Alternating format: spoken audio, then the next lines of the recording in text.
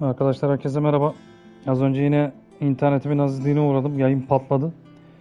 Neyse ki save almıştım ben daha önce manuel olarak da bunun çünkü otomatik save'lerine pek fazla güvenmiyorum ben. Şimdi ufak bir ayar yaptıktan sonra hemen tekrardan geliyorum.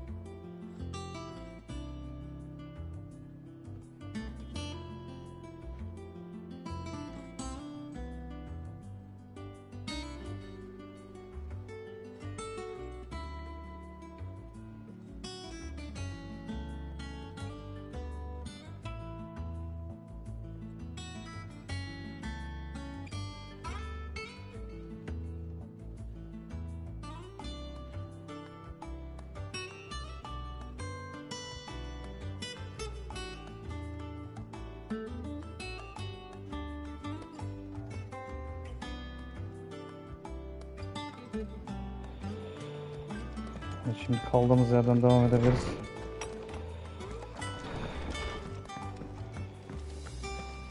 Önce ilk muhabbetimizi yapalım.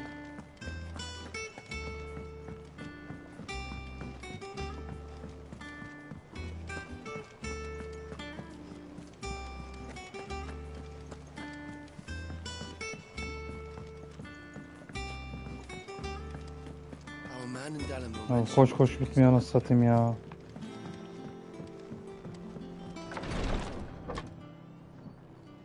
I've done what I can, but the rest is up to you. You need to start taking better care of yourself.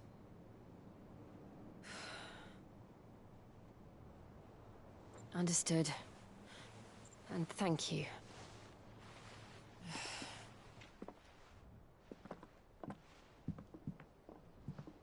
The curse has spread. Make sure she rests.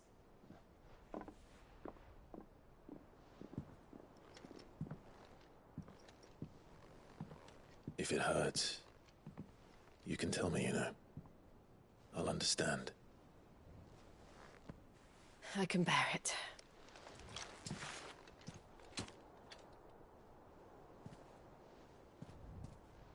You shouldn't have to. Not anymore. This isn't just your struggle, Clive. It's ours. And when we see how hard you fight, it inspires us to do the same. Or would you rather we left you to save the world all on your own? No. That's not... Ignore me. Beni boş ver ha.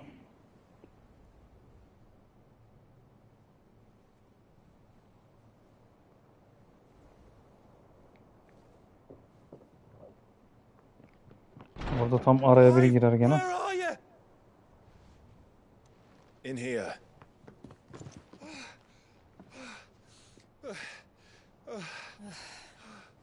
What's wrong? Rosaria's Neler under olmalı ki? attack. Rosaria saldırı altında.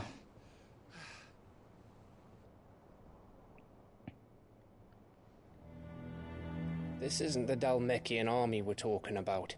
It's the men of the Rock from Drake's Fang. Hugo Kupka's private guard. There is in hell in Rosalith, trying to batter down the castle gates.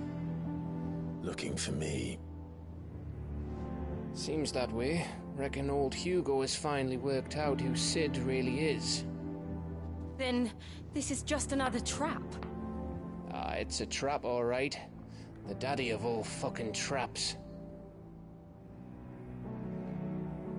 I'm going to Rosalith.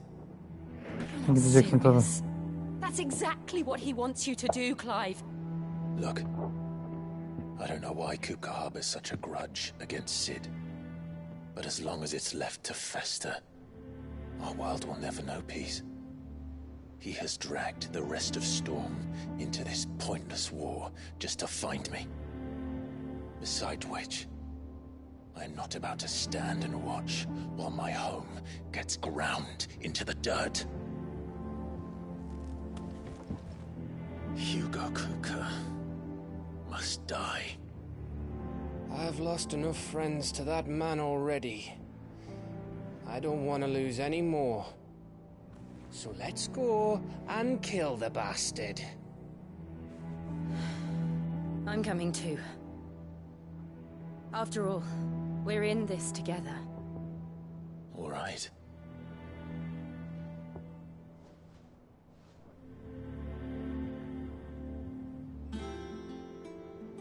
I should probably speak to Otto before leaving.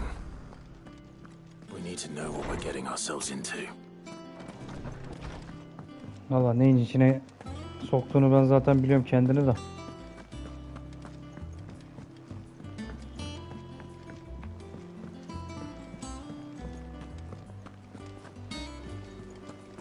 Ya şu oyunun introları vesaireleri zaten beni benden alıyor var ya, o kadar ona konuş bununla konuş bilmem neyle konuş. We must be ready to leave for Rosalith at a moment's notice. Gov gave you the news then? We're leaving for Rosalith, but not before I know exactly what's going on. What have we heard? All sorts. Nobody was expecting the Dalmeks to open up a new front against the Empire, least of all our friends in the provinces. Reports have been rolling in from all over the place, with no two saying the same thing. I've been passing them on to Vivian, in the hope she can make sense of them. If you're set on going, you'll want to talk to her. Understood. Şimdi gidip şununla konuşalım. Ay.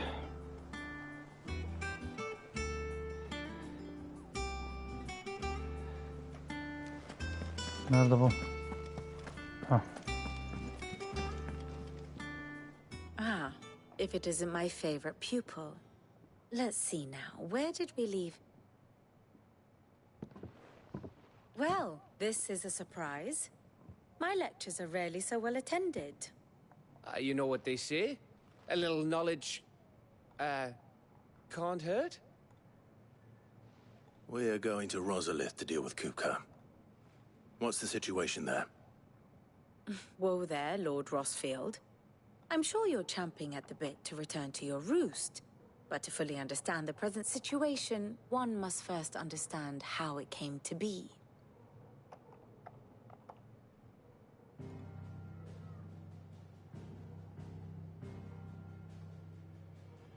Let us begin with the story of Hugo Kupka, Or the permanent economic advisor to the Dalmekian government, to give him his formal title.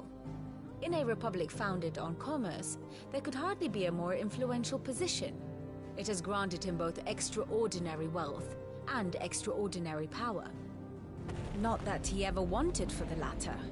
Being Titan's dominant, he is also Dalmekia's last line of defense, a fact he has used to his considerable advantage. Why, he was even able to pry Drake's Fang, one of the pillars of the Republic, from Parliament's grip. And he was quick to buy the loyalty of the Fang's protectors. Today they are his faithful creatures, a private army in all but name. The self-same army that marches upon Rosarian soil as we speak. By which I mean Imperial soil, not that you need reminding of the fact. Suffice it to say, the Empire's attentions are elsewhere at present, deadlocked as it is with Dalmekia over its occupation of the Crystalline Dominion, where its legions are now gathered. Scarcely a handful of garrisons remain to secure its western provinces, and half of them left after the fall of Drake's Breath. With the threat of the Ironblood thus diminished, they had little cause to fear a maritime invasion. And so today, only a token force guards the former duchy's shores, as Kupka was quick to descry. He landed his troops on the Rosarian coast without encountering so much as a single ship. All for you, Clive. He wants your head. And so he and his men advance upon Rosalith, not to capture the province, but to draw you out. Şimdi Rosalit'e gidelim. You said Kupka's forces sailed up the coast. What of Port Isolde then? Is the city safe? Quite, according to the Guardians of the Flame. The Dalmekian fleet floated by without incident, but not without remark. When they learned Kupka's forces were making for Rosalith, our friends were quick to begin arranging the exodus of her citizens. And so the stage will soon be set for your heroic homecoming. Alas, it will be a more trying task to enter the capital than it was to leave it. Hugo's men hold Buet Bridge, despite the Imperials' repeated attempts to wrest it back from their grasp. And they were careful not to repeat the Empire's mistake in neglecting their coastal defenses. The seas around Rosalith are firmly under Dalmekian control. So tell me, pupil mine, what do you believe to be the best route to Rosalith? The north. All in the north. We cross the northern border near Phoenix Gate. Then take the road through Stillwind down to the capital. Hardly the quickest route, but at least we won't be spotted. A little local knowledge goes a long way. And so must you. We'd best get a move on then. Oh, will you be going too? Aye. I've Kambersizliğin been olur waiting a mu? long time to give that fucker a taste of his own medicine. I would have missed this for the world. All right. We should be on our way. Lead on.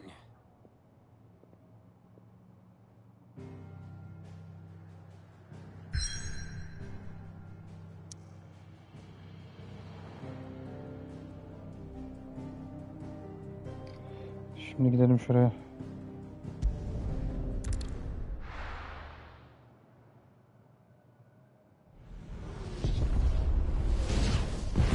Ve ortalık yıkılır.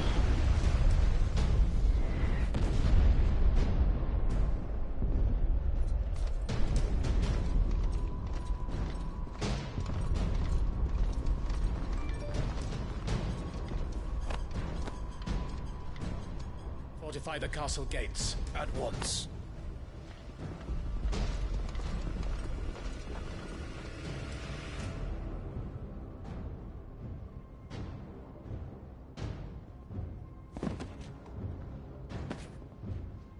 Hugo and his men have been busy. They've already breached the castle's outer wall. The Imperials are holding the ground for now. but it's only a matter of time before the keep falls. Those fuckers really went to town on this place. Almost like they want to wipe it off the map. Just a means to an end.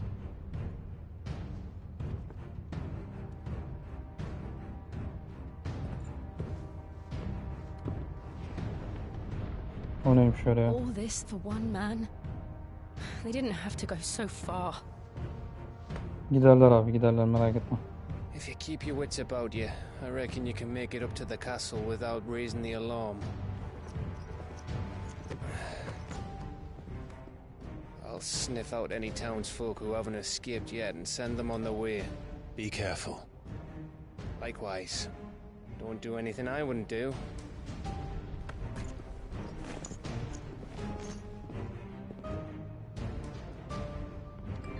Haydi.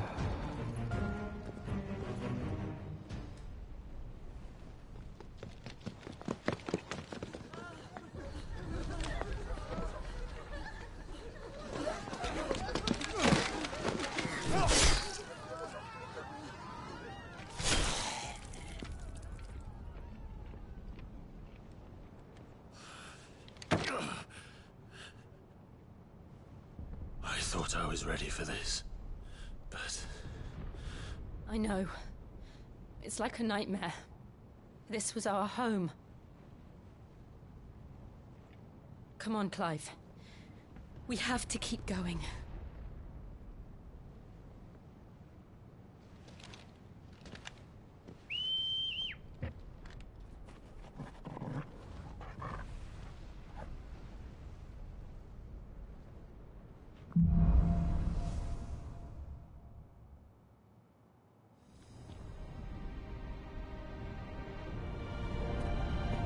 this isn't an invasion.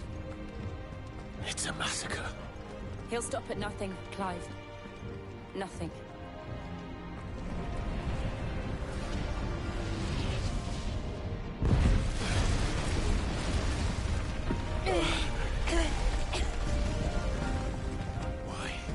Why do this? Clive, we can get through here.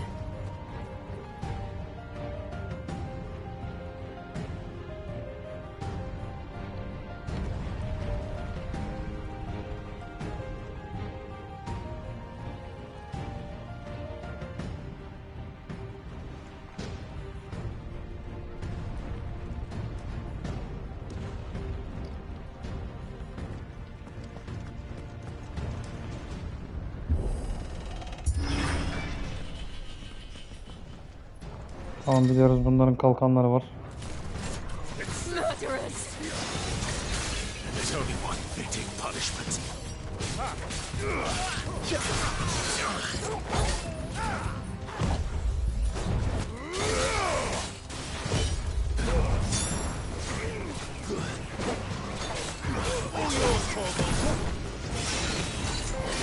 Ay sizin kalkanınıza ya.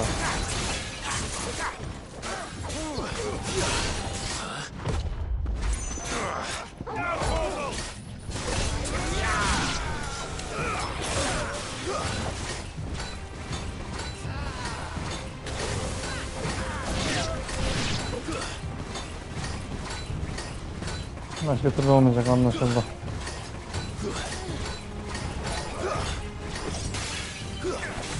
Öf be.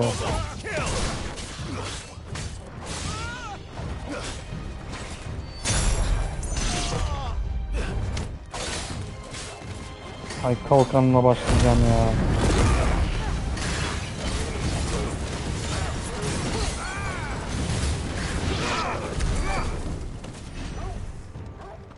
Bitti mi? Ben de bittim bu arada.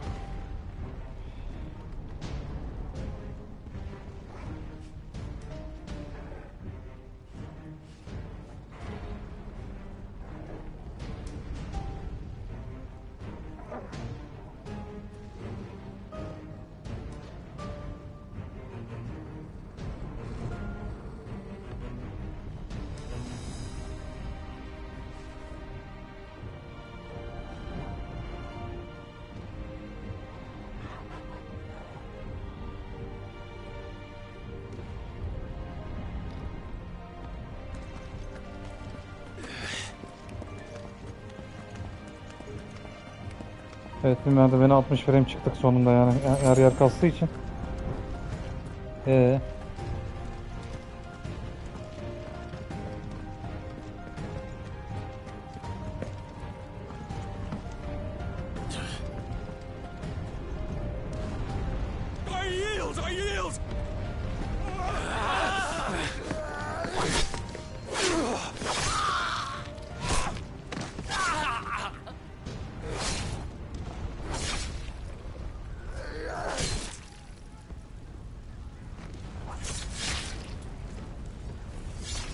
What we have here.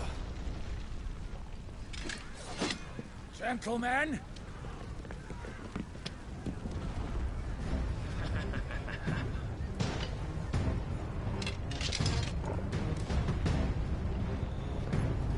Hadi bakalım.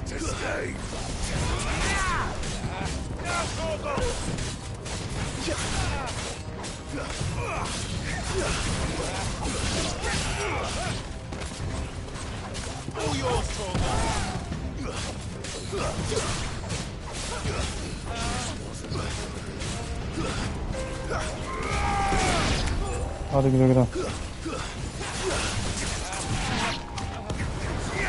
Bu da gitti.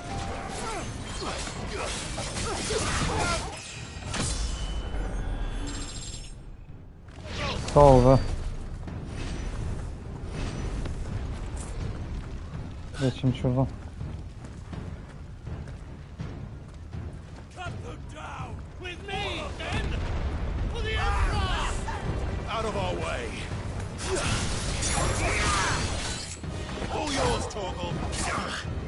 Hay kalkanınıza ya.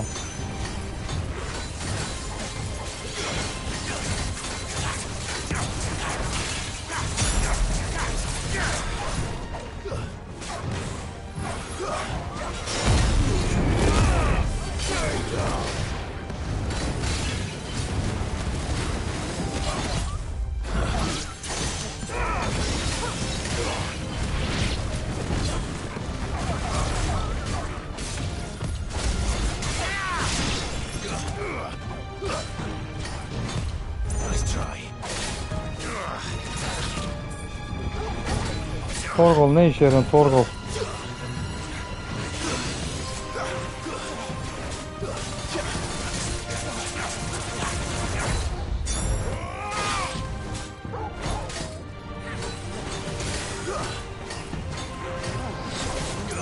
Hay senin büyüğüne ya.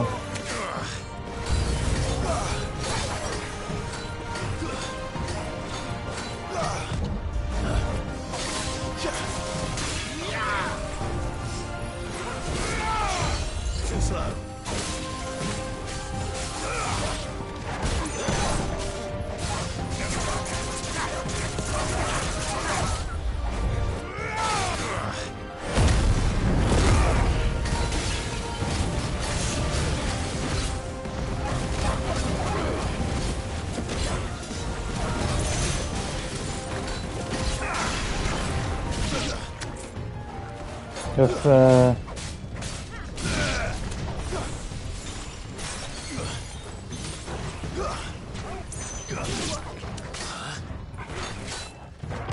Ay kalkanına ya.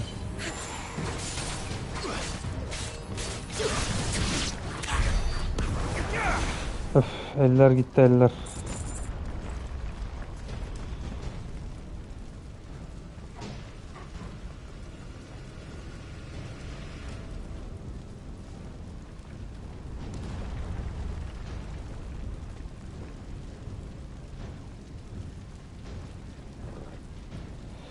Şuradan geçeyim şimdi.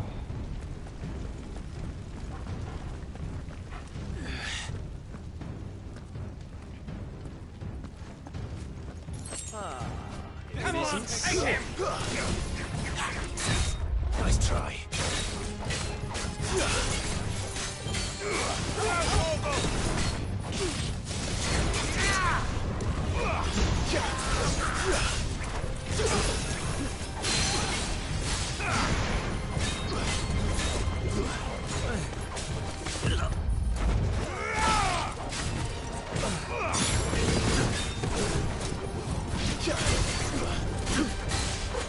Nice try.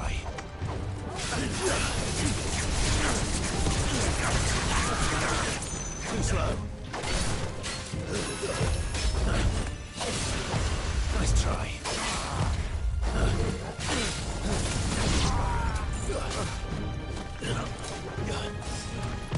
Nice try.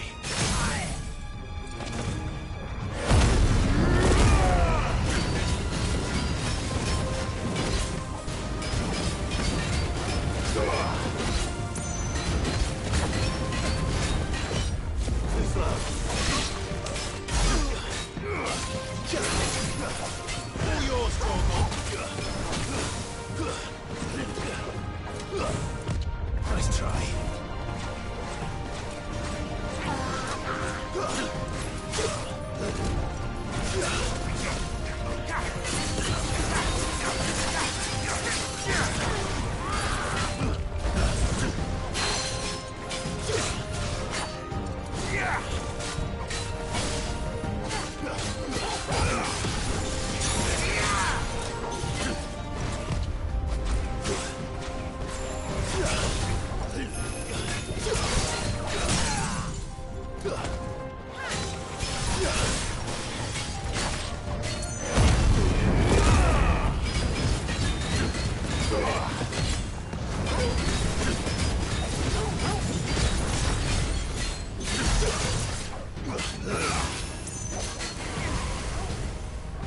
Hay başlayacağım ya.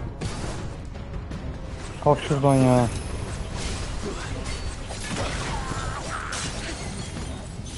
Hay başlayacağım ya.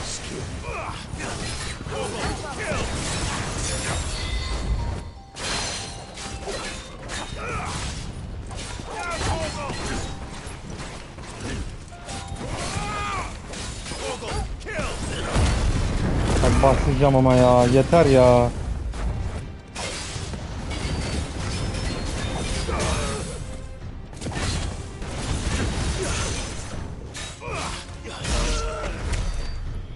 Öf. Sıktın ya.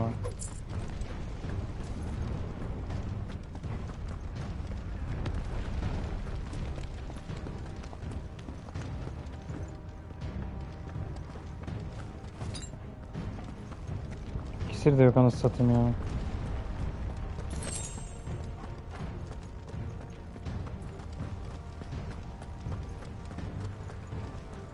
Şimdi gireceğim.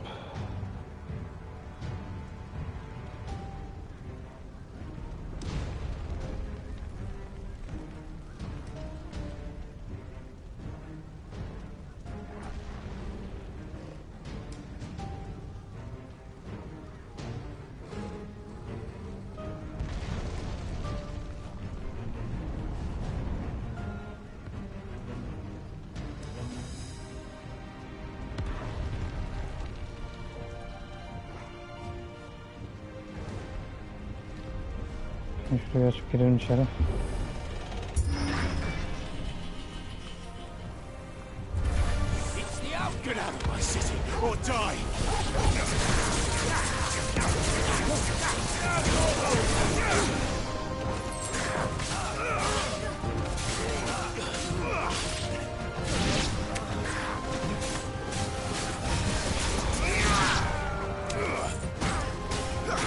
Finally. Where have you been?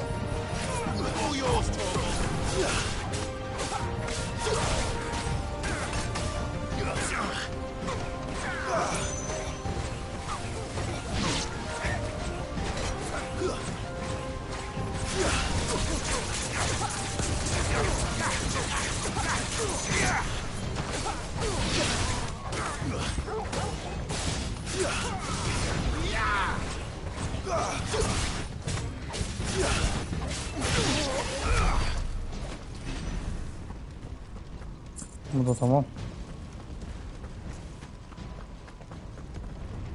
Sanırım şuradan yukarı çıkacağız.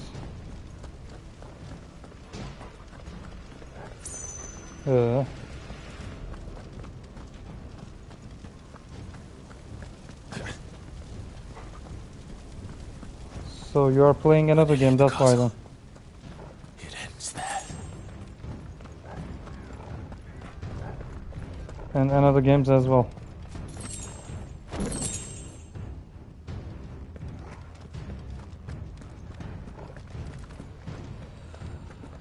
I guess I'm about to finish the Final Fantasy XVI. And this game is a very different type. We take him alive.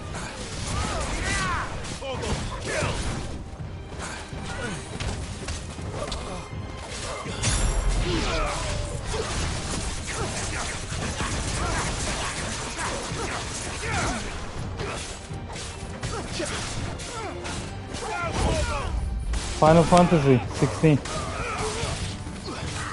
The latest one.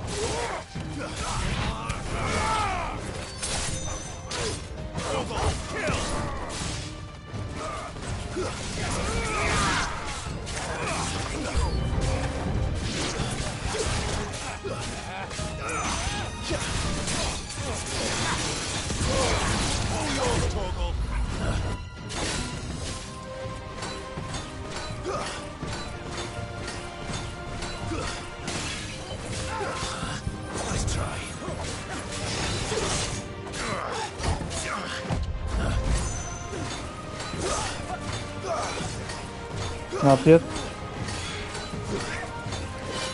Still alive.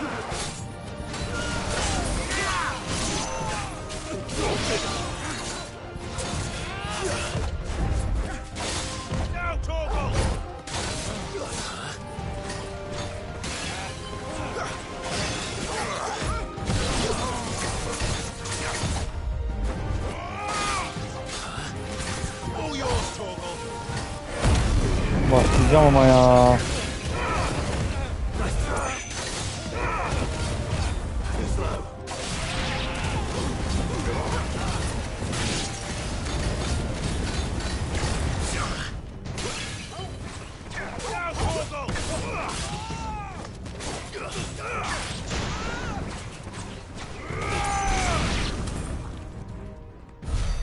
Uf.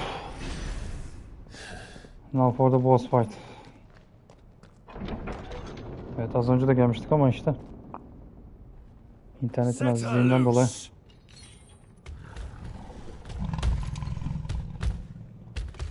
They have a curl.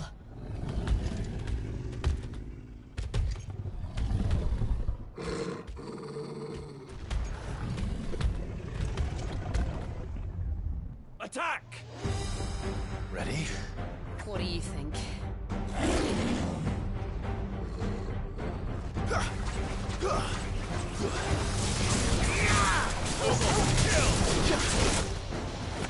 Hadi be.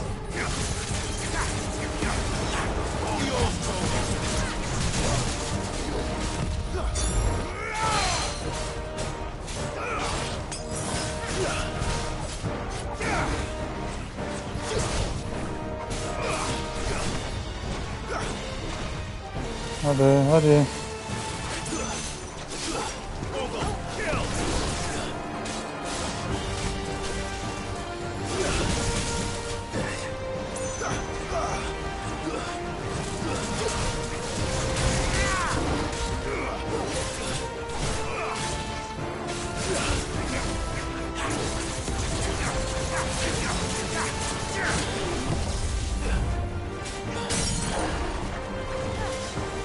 Ha şöyle.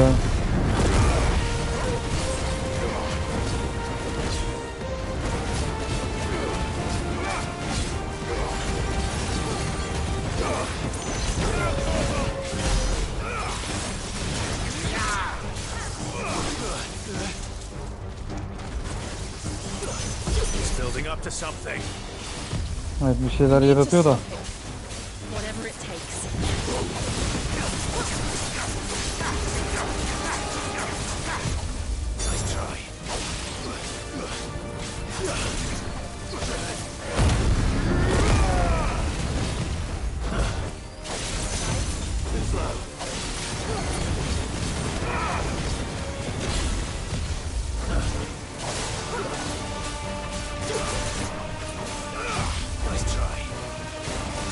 Yes, long ago. Then let's make this count.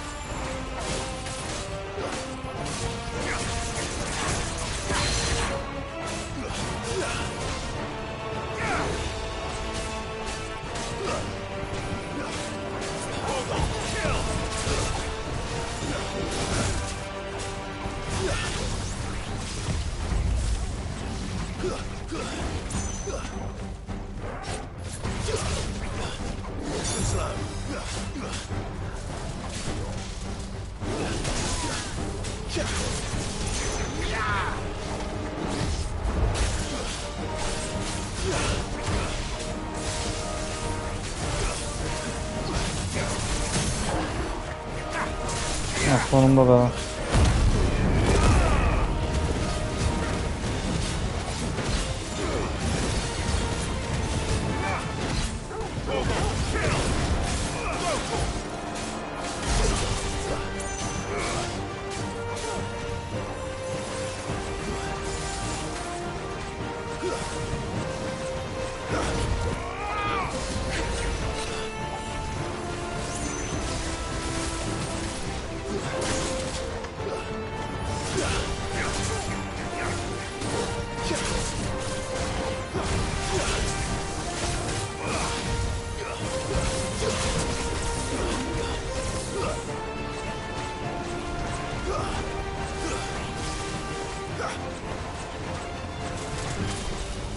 Nasıl boss açsın ya.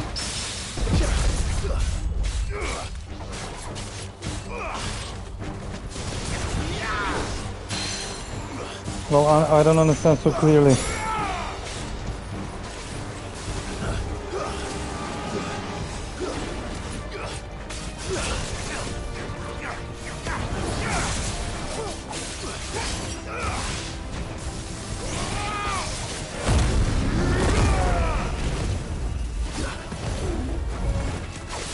Abi bir vurdurtmadın ya.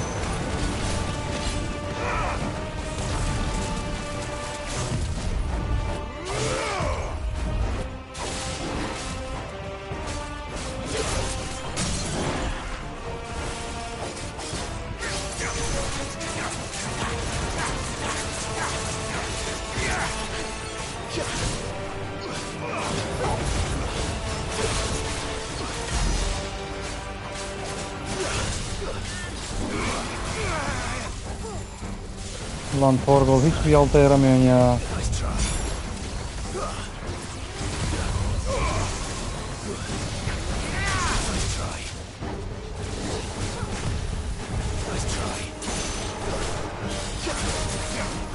Elektrik idaresi gibisin, yemin ediyorum ya.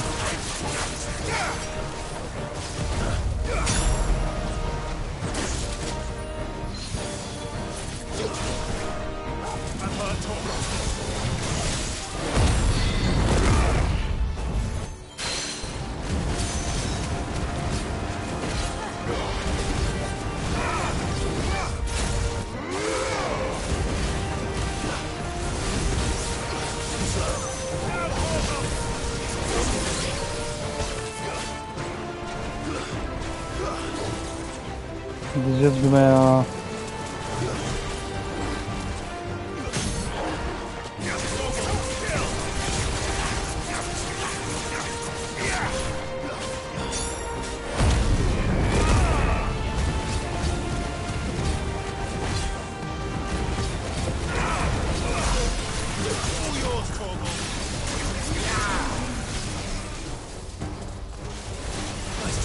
Kaç şuradan.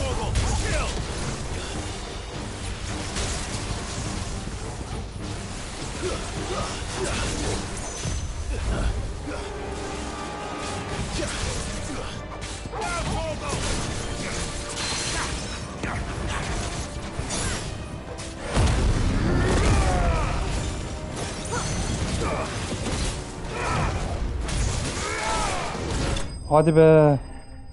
Of. Yemin ediyorum güme gidiyordum ya.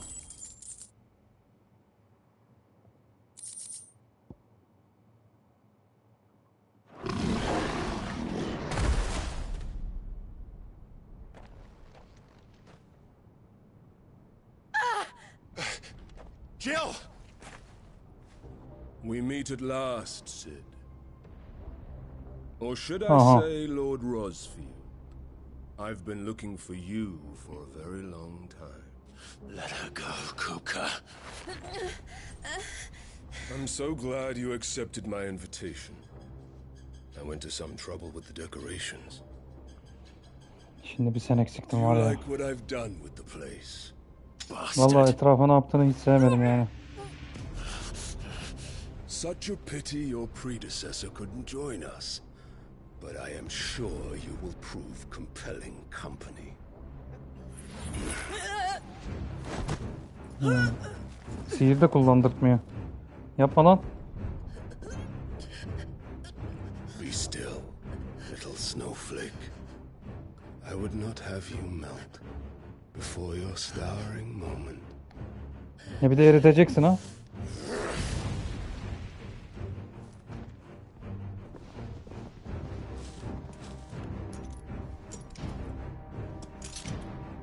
Bir özel zincir ha.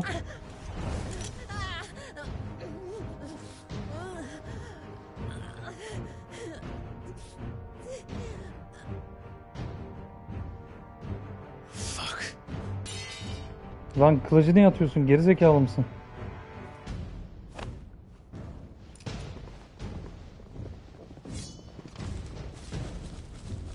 Ulan Clive. Ulan Clive.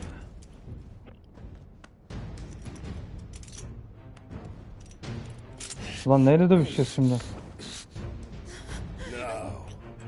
on to the festivities.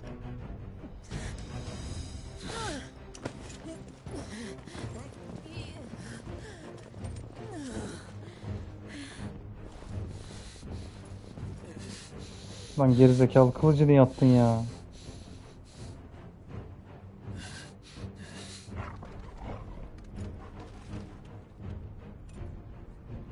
Bari sen işe yarat Orgol ya. İyi, kılıcı almak birinin aklına geldi. That's just great, that is. I suppose it's up to me then.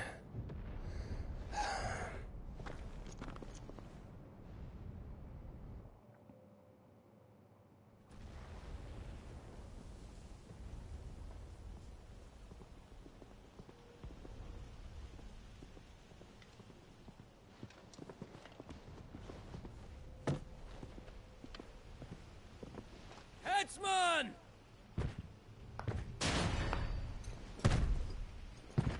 Yuh, bu kim lan? Oha, Where do you want me? cellat mı bu ya? Ha, bizim kesin kafayı indirmeye gidiyor ha. Prisoner!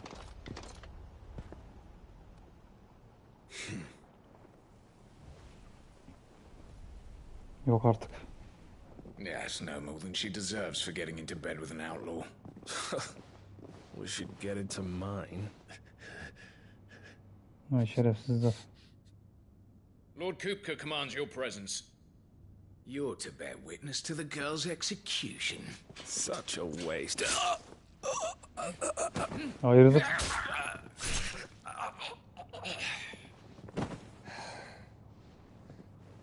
Gav!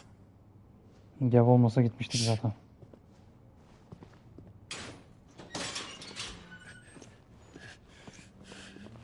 Crystal fetters are a bastard to open, just so you know. Don't worry, I'll have them off before you can blink. Where's Jill? In the courtyard. Shit.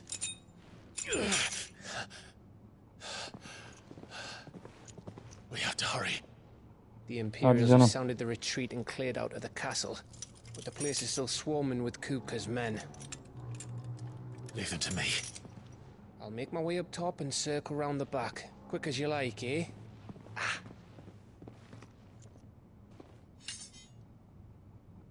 Ne yapıyorsun oğlum? Nearly forgot. Hah. Yani kılıcı vermen iyi oldu bak şimdi. Hold on, Jill. I'm coming. Hadi bir orada da bir boss fight'a girelim şimdi. I have to get to the courtyard.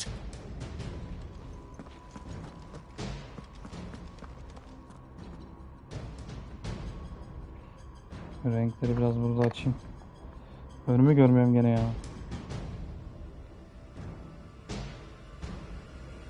Hah.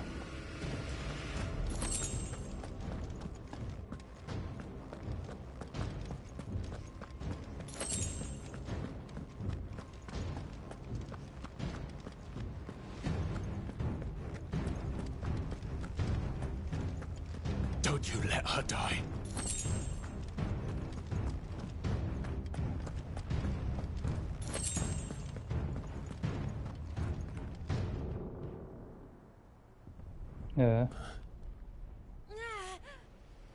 Vallahi kesecekler kafayı.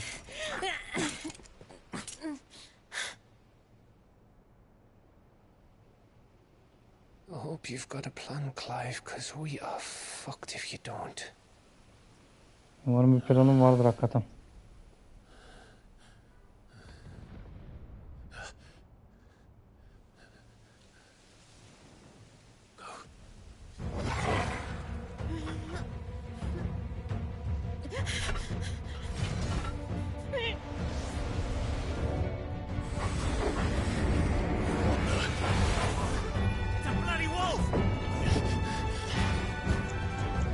Ben de bir alta yaradım pardon.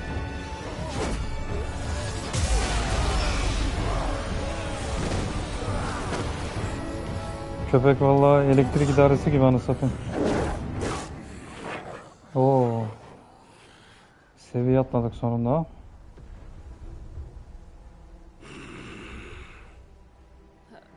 Jill, can you stand?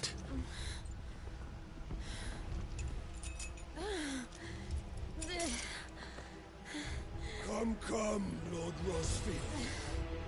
Don't tell me you tire of my entertainment. Enough! Şimdi seni de indirelim aşağıda. Perhaps it is time we served the main repast. I trust you are hungry! Need this? Much obliged. Stay close. We're getting out of here. And Toggle, thank you. Take all of them! Explain what the fuck your dog just did. Later, everyone, with me. That includes you, Toggle. Lan kaçıyorum ya.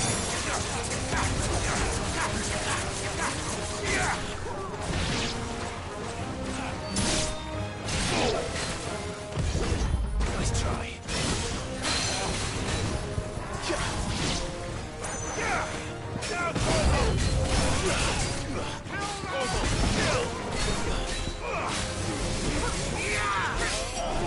Hepsinin de bir gücü var anasını satayım ya.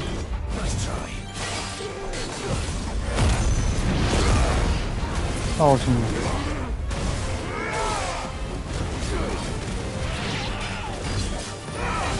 Cellata gel, cellata.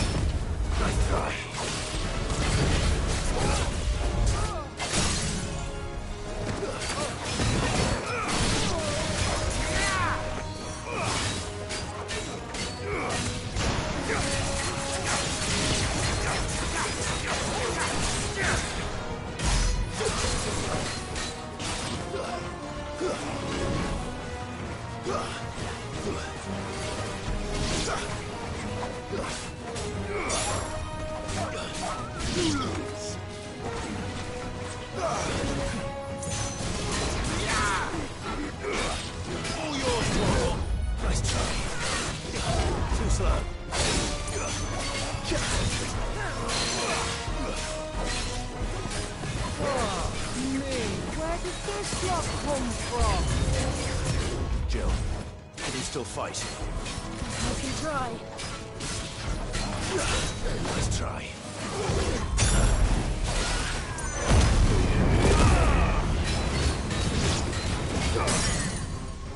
Ha şöyle in aşağı.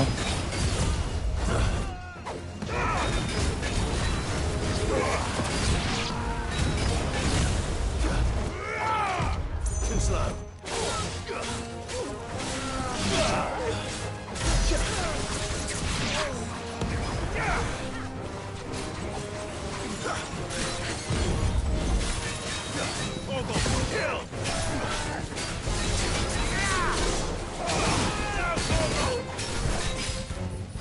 Eceli 60 be.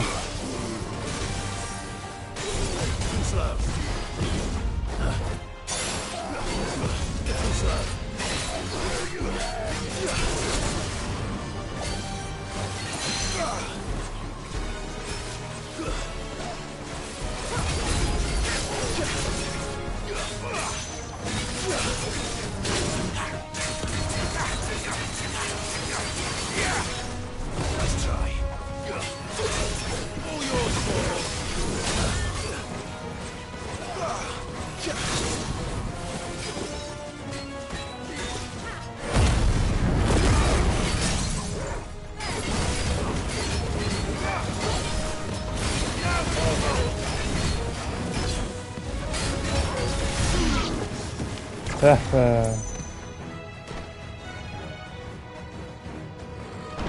Still breathing, are you? Ha, nefes alıyorum hala. Then Lord Kupka's reward shall be ours. Ya bu ninja kılıklılar eksikti şimdi. I thought bad news always came in threes. Let them come.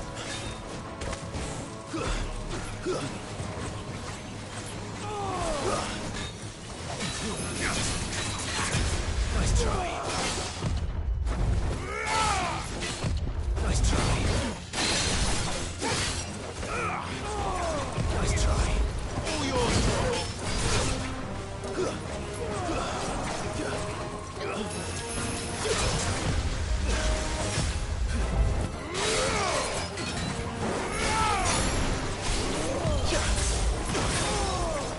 Ay başlayacağım ya.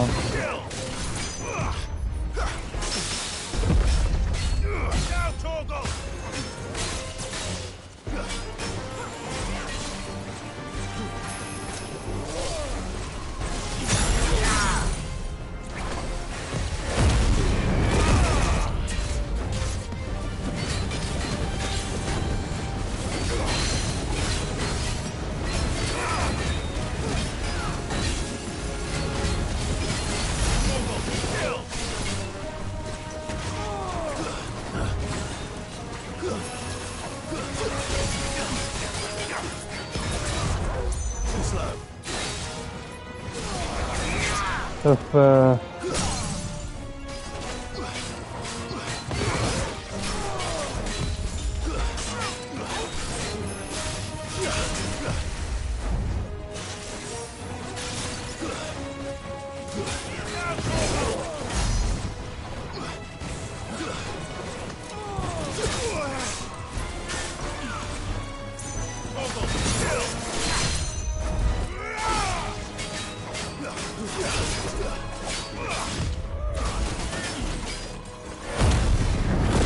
Başlayacağım ya.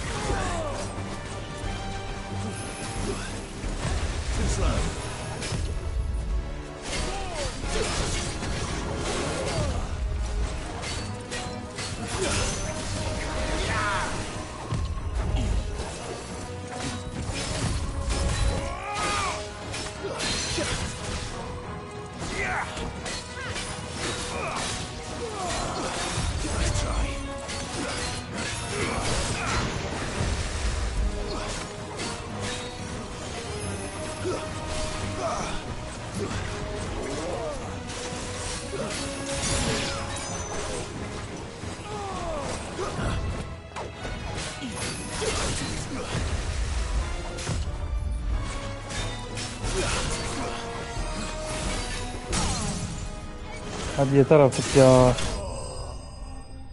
Öf.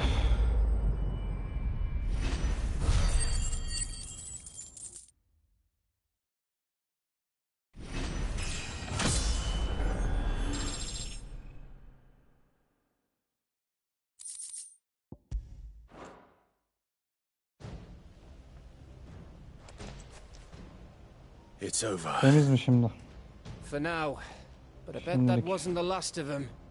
And they won't stop hunting us until Kupka's dead. So you get in there and finish the job, eh? Go on. If they come again, we'll hold them back. All right. But be careful. Nasıl bir boss fight olacaksa artık.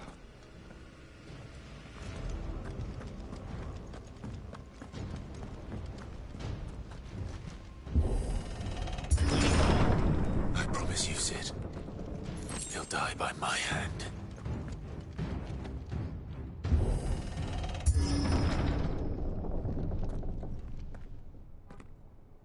Kupka. Şerefsiz Kupka. You're late. Trouble on the way. Just enjoying your entertainment. How gratifying.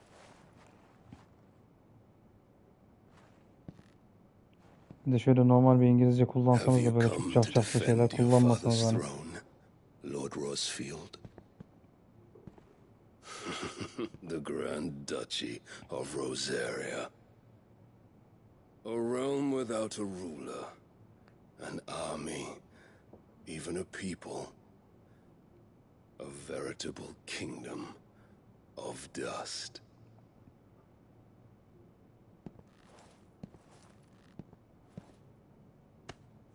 Truly, I see no throne to defend. Vay şerefsiz. No!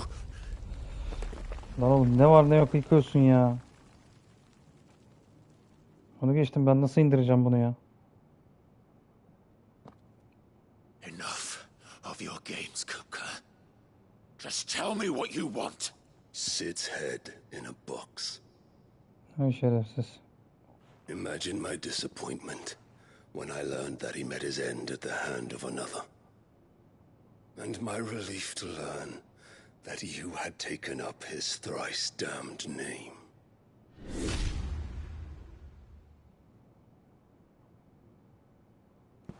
Flashback yaptı. Your master slew Benedicta Harmon and defiled her body. If you choose to bear that murderer's name, then you shall answer for his crimes.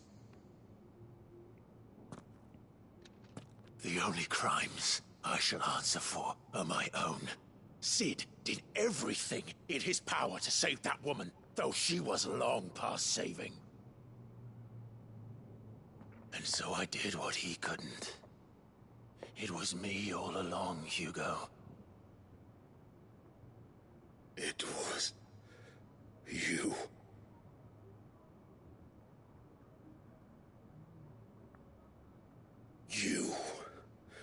You killed her. I did. Evet, onu ben indirdim aşağı.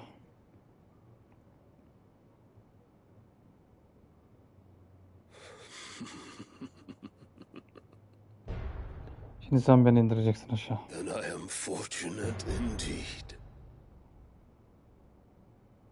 I had thought the most I could wish for was to take the life of one he loved, just as he did to me. But it seems I was wrong. And I shall have my revenge. Tabii. We shared a dream. I would be the king of the world. Ya tabii. She would be my queen. And together we would rule like the gods we are. But you crushed that dream, ground it into dust. Hear me, Rosfield! You will pay for what you've done. I'll tear you apart with my bare hands! Ya tabii. And what of you?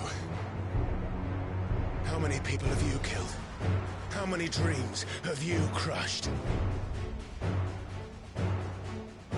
You're not the only one who's seen their world fall apart around them. You'll get no pity from me, Kupka. No pity. And no mercy. Now die! Eyvah eyvah.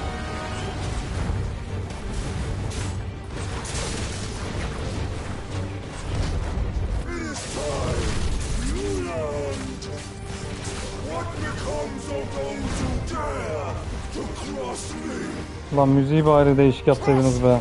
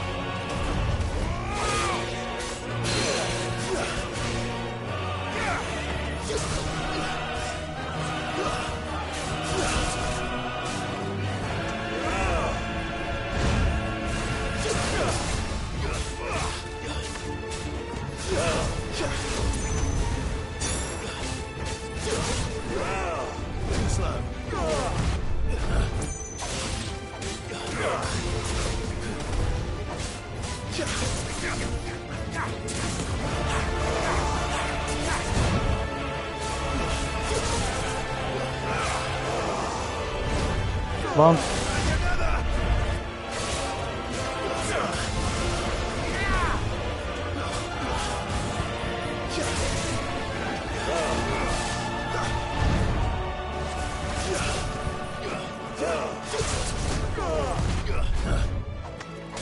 Abi bu müziği Allah aşkına daha gaz bir şey koysaydınız ya.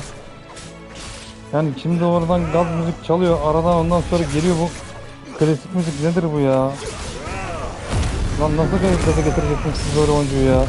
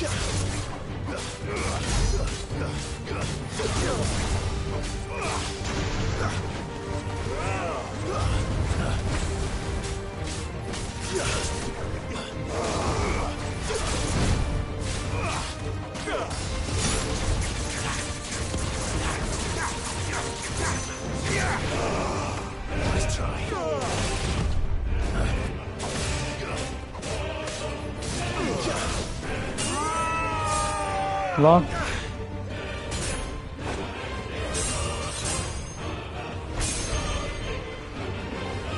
You will die by my hand, Rosfield. My hatred for you is unending. A real thing. Let this palace be your grave. Seni mezara gömen ben olmayayım da. Harbiden gömecek lan bizi. Yuh.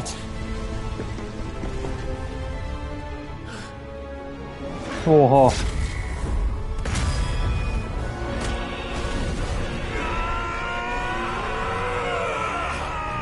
Oha.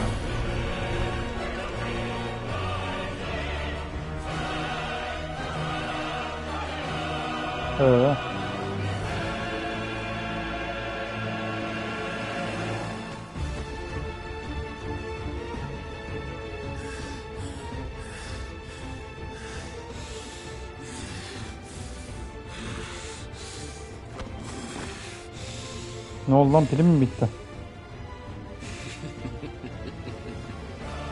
Taşım fırlatacaksın şimdi kafama.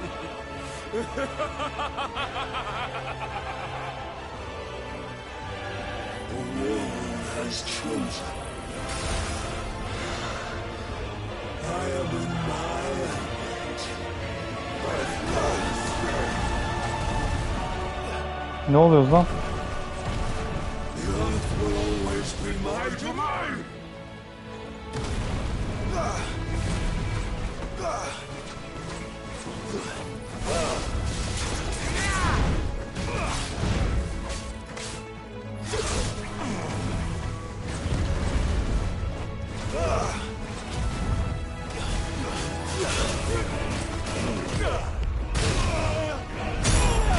Hadi be. Hadi başlayacağım ama ha.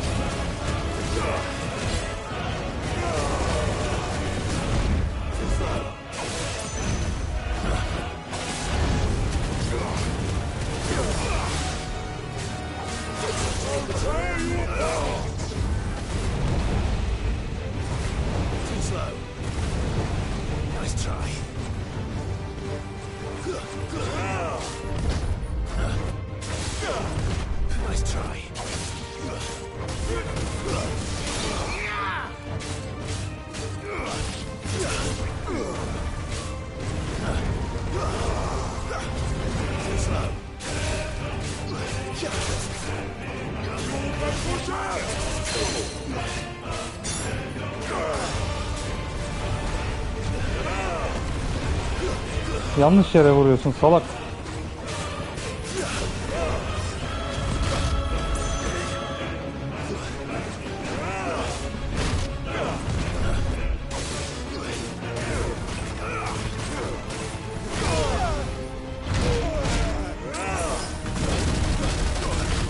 Oha oha.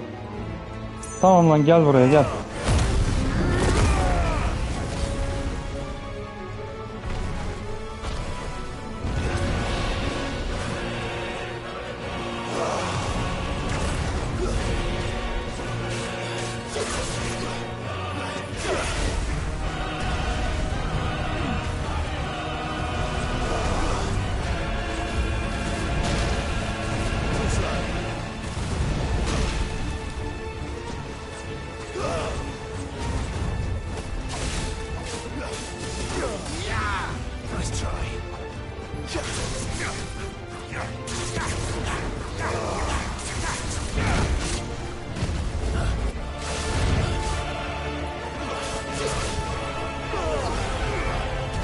Şuradan.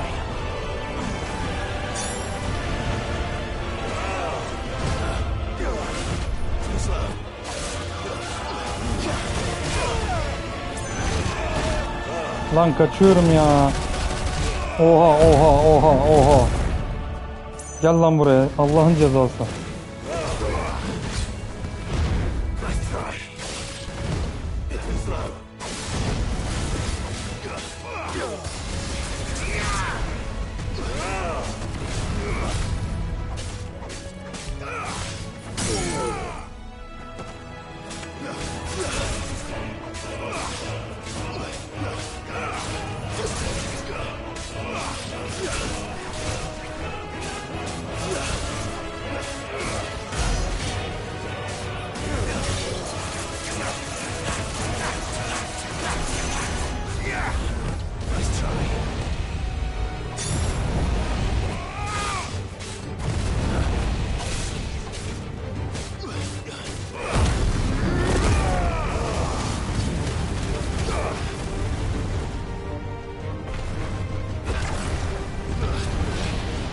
Tamam, kaç şuradan.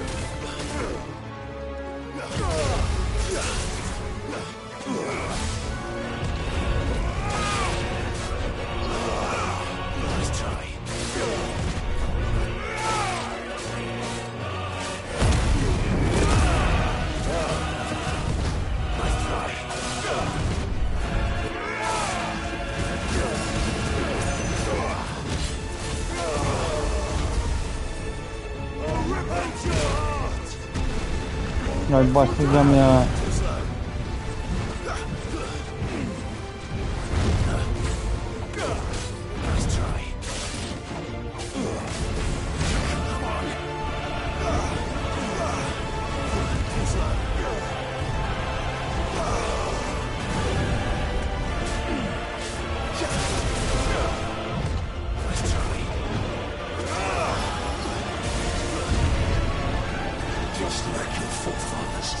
Çık şuradan.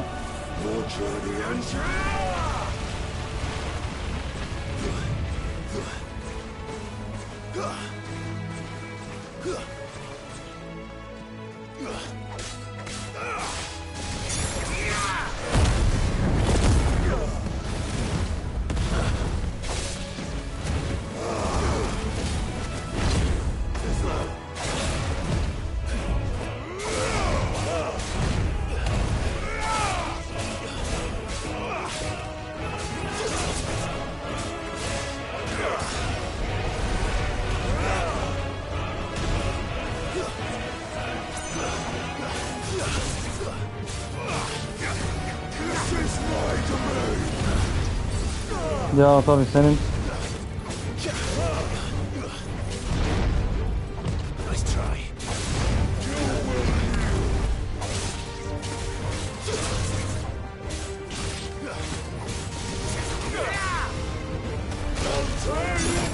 Lan.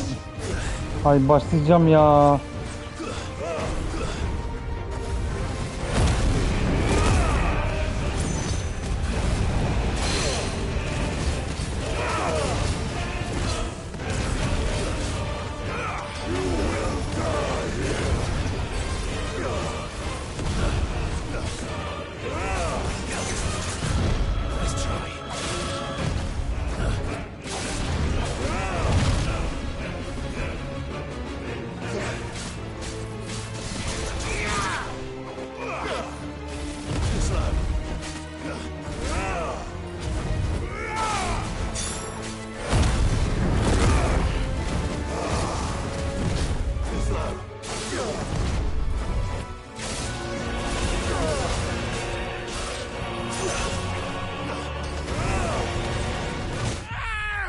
Ay başlayacağım ya.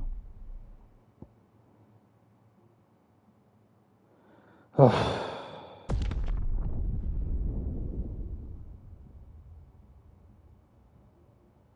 Ellerim gitti ya.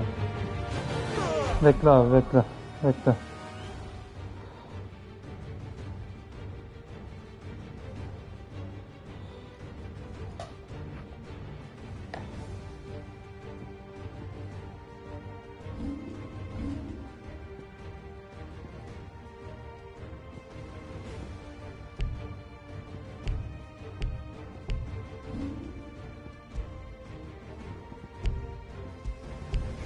Ya bu ne işe yarıyor ya?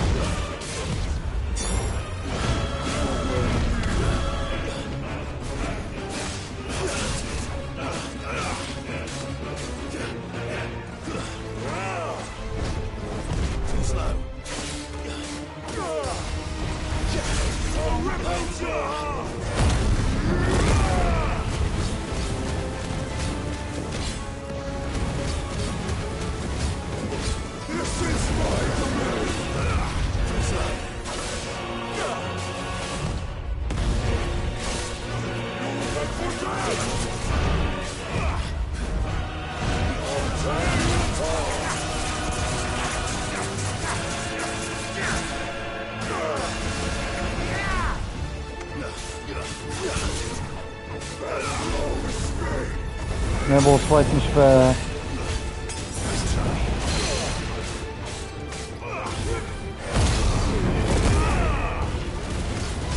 Senin yaptıklarının aynısını yapıyorum. Bakalım nasıl oluyormuş. Şerefsiz pislik.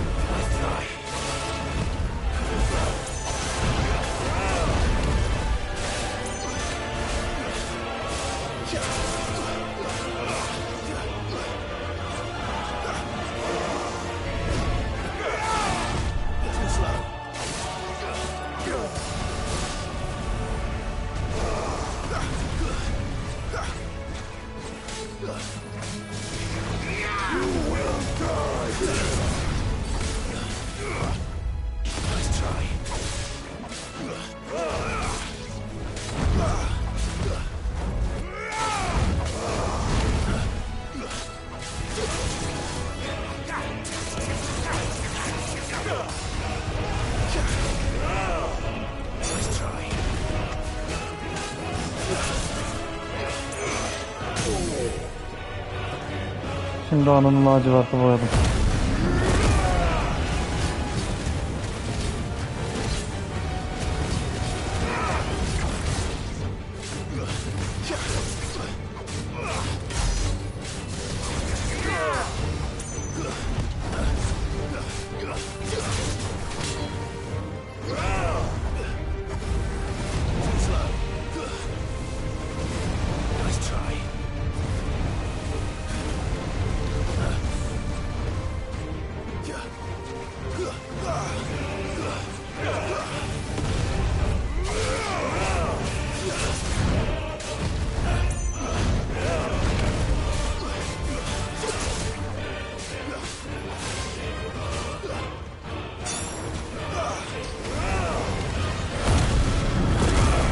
Sen yaparsın da ben yapmaz mıyım gerizekalı?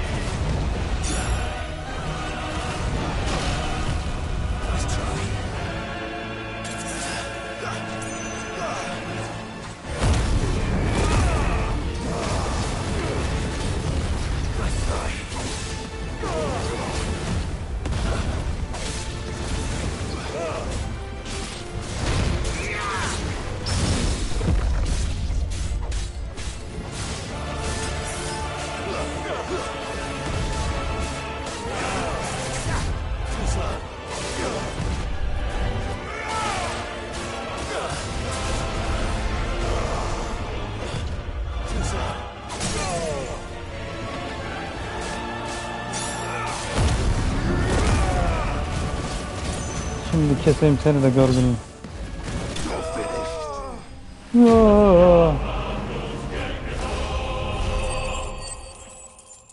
İyi kesti mi seni? Pislik herif ya. Allah'ın ayısı.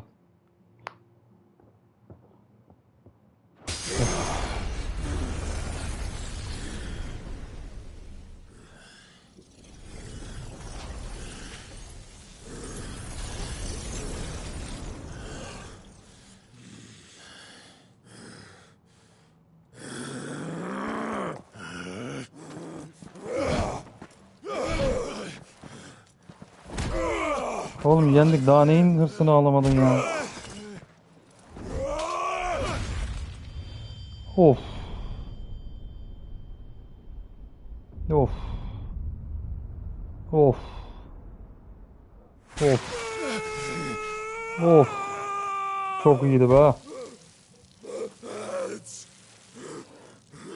Al sana eller. Ellerim diye ağlarsın.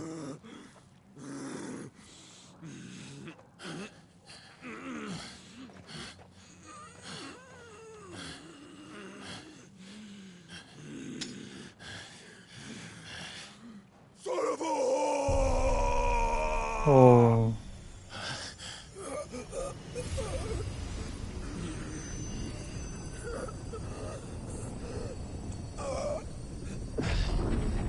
Aha, bunun güçlerini de mi çekiyorsun lan?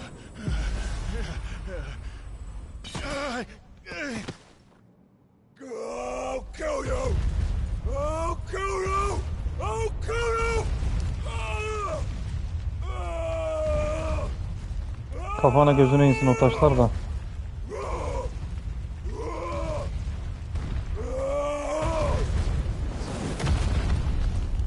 Ah yani.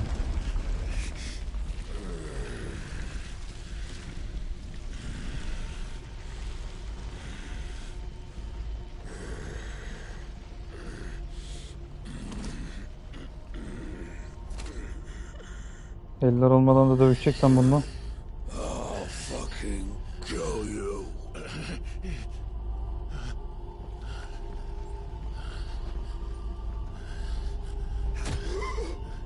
There. You mustn't get yourself worked up. Wait! Another time, Mythos. Sen kimsin lan?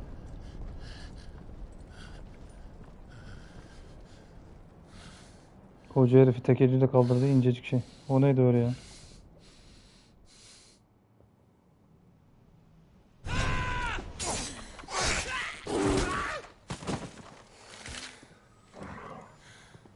Is that all of them? I think so. Well, load of scum. Who the fuck invited them? Not that that's the biggest surprise we've had today. Where did you learn to do that, Torgal? Not telling, eh? Suit yourself. Gav, we have to find Clive. Right, sorry.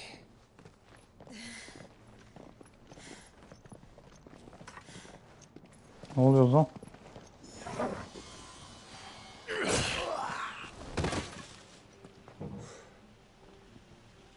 You missed one. We were worried. So was I.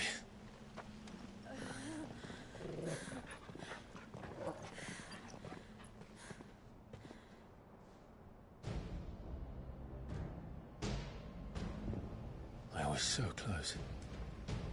If it hadn't been for my gift, I would have finished him. I'm just glad you got out of there alive. When did the Royalists arrive? Right after you went inside. Just when we thought we were shot of Titans lot. In pile Odins. Not enough of them to worry us, though. No. You didn't see the one who took Kupka away. So, what? You think they came here to save him? Well, I'll be fucked if I know what's going on, but every minute we spend racking our brains, that bastard's getting further away.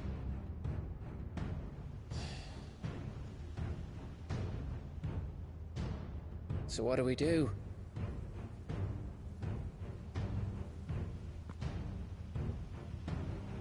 We go back to the hideaway. Saklanacağız mı? I'm too tired to think. As are you, by the looks of it. And after what Jill's been through. Let's worry about Kupka later, shall we? Aye. All right. Well, give us a chance to solve the riddle of your magic mud, too. Hey, how you feeling? Ready to go home?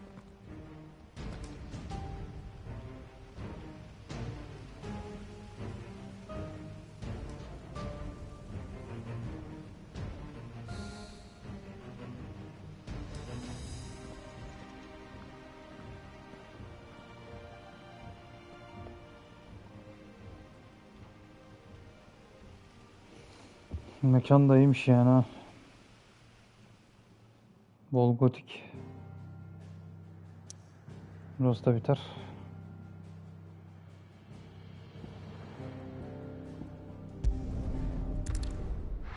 Mekana dönelim.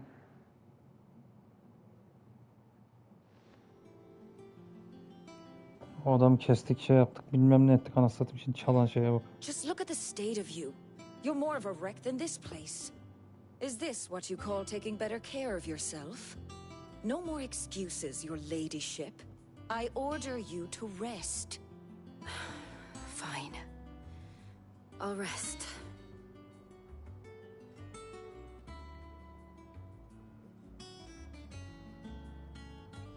Don't worry, Gav. She's in good hands. But we should have never let her fall into Hugo's. Back when he had some like. The question is, where is he now? And what the hell were those royalists doing there? I was wondering about that all the way home. Otto may have heard something. I'll talk to him. And I'll talk to Torms. The lawsman. About what? About your faithful hound for a start. If any four-legged friend's ever done that before, I'm betting Torms will have read about it. But what I want to know is, what happens afterwards? It's all well and good Torgal saving our arses, but if it costs him what it cost Jill... Right. Let me know if you learn anything. Will do. And you do the same, eh?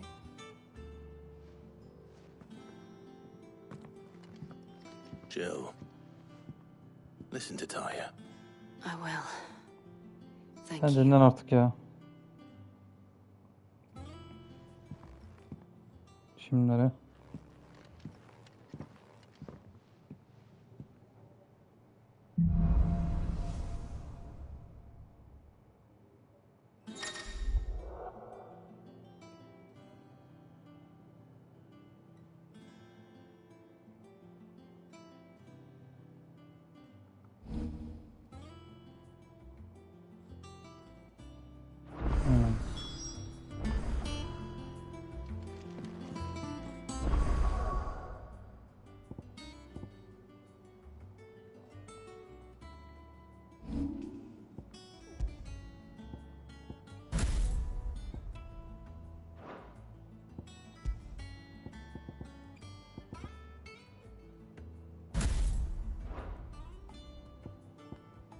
Bunları yerleştirememiştik.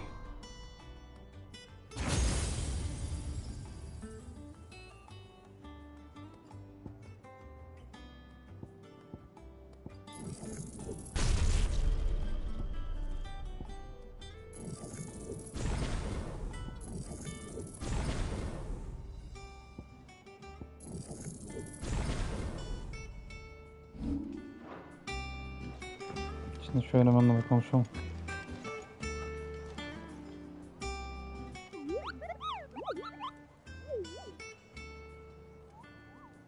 Ah, yes. Our mysterious Moogle friend.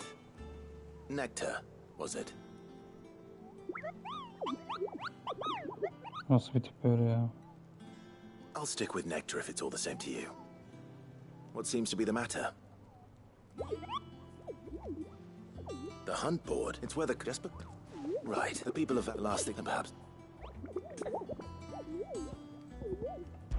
Hiç uğraşmayacağım valla. Zaten konuşmalardan bayıyorum. Is now a good time? It's not a bad one. How's Jill doing? She's been better. Ty is making sure she gets the rest she needs. Good. Any word on Kupka's movements? Vivian's doing what she can to try and track him, but she's feeding on scraps. We've sent ours out to the curse breakers and their other friends in the west, asking them to keep their eyes peeled for anything unusual. No leads yet, but it's only a matter of time. All right. Let me know when you find something. There he is. All right, Clive. Still busy saving the world. Hayırdır, sen kimsin? Mid. When did you get back? Just now. What about your studies? Adjourned. Since Hugo Kupka invaded Rosaria. All the canvas in uproar about it. He's gone mad. He's turned rogue. It'll be us next. You try concentrating with all of that. All right. You win. How long will you be staying this time? Dunno. A while, most likely. Any road, while I'm here, I was hoping you could do us a favour. Mid. You can't just expect me to... Please, oblige her.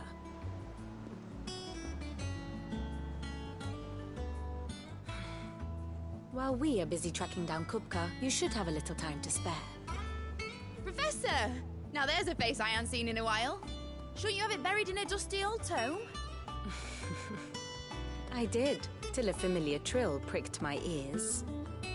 As ever, your exuberance is a breath of fresh air, which successfully scattered the painstakingly assembled fragments of my thoughts. I'll take that as a compliment. Well, Clive, you heard the professor. So, I'll meet you in the storeroom when you're done. Wait, hold on. Breath of fresh air? Bloody tempest, more like.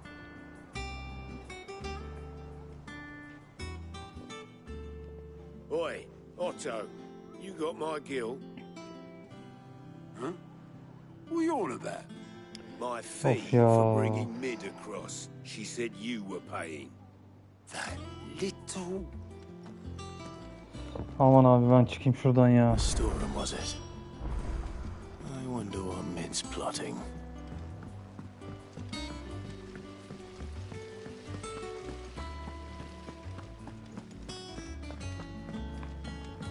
Shouldn't you be getting some rest? You took your time. I'm a busy man, Mid. I'll get to the point then. I want to turn the room down there into a workshop like the one I had at Dad's place. Mid, you've only just come back. And I've been thinking about it for a while. Dad said I had a knack for engineering. Told me everything he knew about it. Then sent me off to Canva to learn everything he didn't. That was his dream for me. That one day I'd put my studies to use for the good of the cause. But I'm helping no one stuck at school. I've studied enough.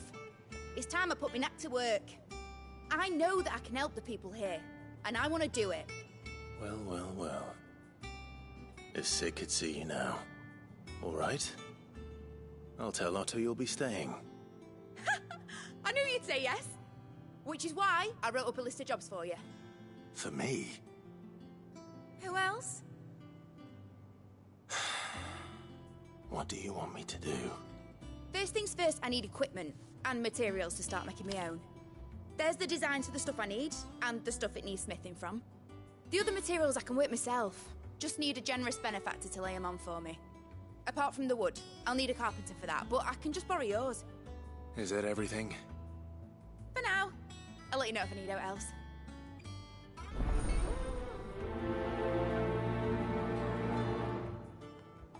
Ne görevi bu şimdi ya? Where to start? Materials and tools. That means Karen and Blackthorn. Sid's gonna chop off Kupka's head this time. You were born in Rosalith, weren't you?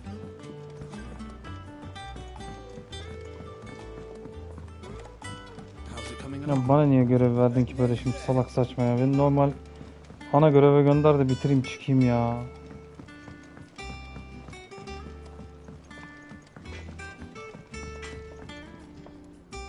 Blackthorn, you busy? What's it look like? I have a commission for you. From Mid. She requires certain tools.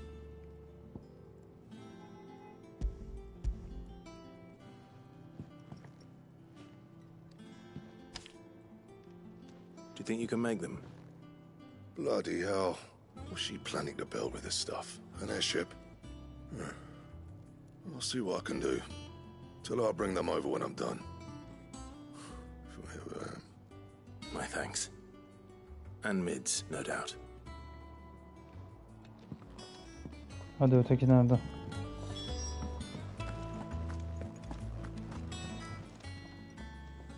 Was wondering where you got to. Mid's back from Canva. Have you seen her? Just now. She's planning to set up a workshop in the stores and ask me to buy her some materials. Here's the list.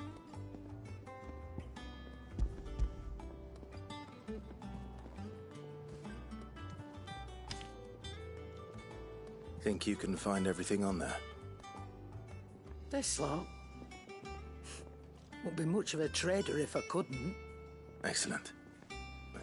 As for payment... It's paid. 100 times over by what that girl's done for us. If it weren't for her filters, we'd have naught to drink but blight water, and that would have drained the life out of us long ago. Indeed it would. I'll send the stuff on to Mid when it comes in. Thank you, Karen. That just leaves the carpenter. Let's see if Bardolph's available.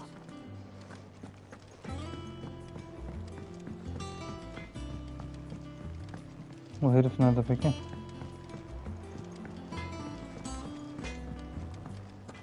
It's all right. See, there's Jill looked white as a sheet when we put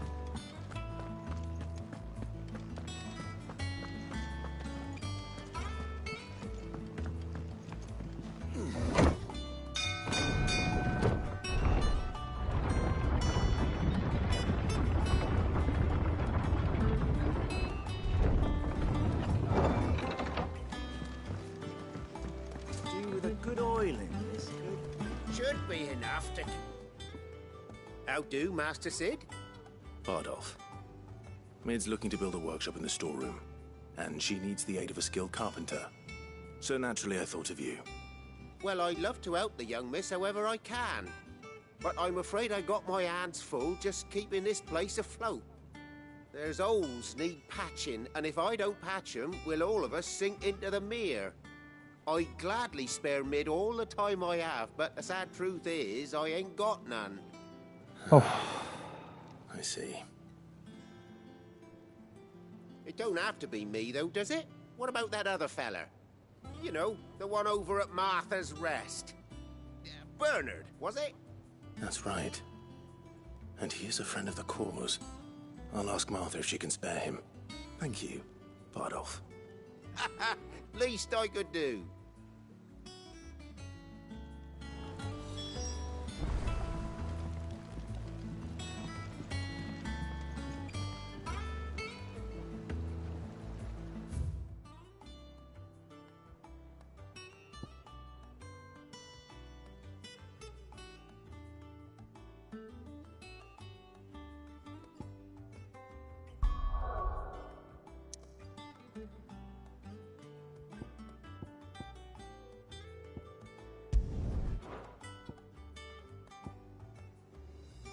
Şuraya gidelim şimdi.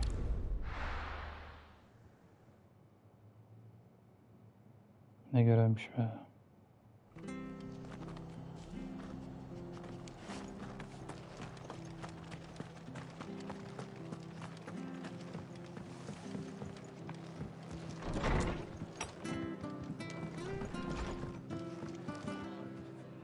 Ah, Clive, what brings you to the rest? Our home finds itself in need of an extra carpenter. I wondered if I might be able to borrow Bernard for a short while. I don't mind if he don't. We're all friends here, aren't we? Thank you, Martha. Do you know where I might find him? He went up to Cressida on business. No idea what, mind. Place is a ruin. Far as I know, he's still there. I'll look from there then.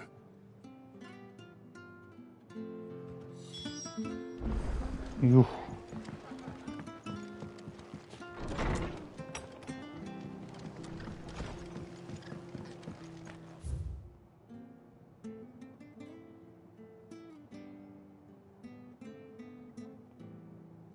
Ulan oraya gidecek kolay bir şey yok mu ya?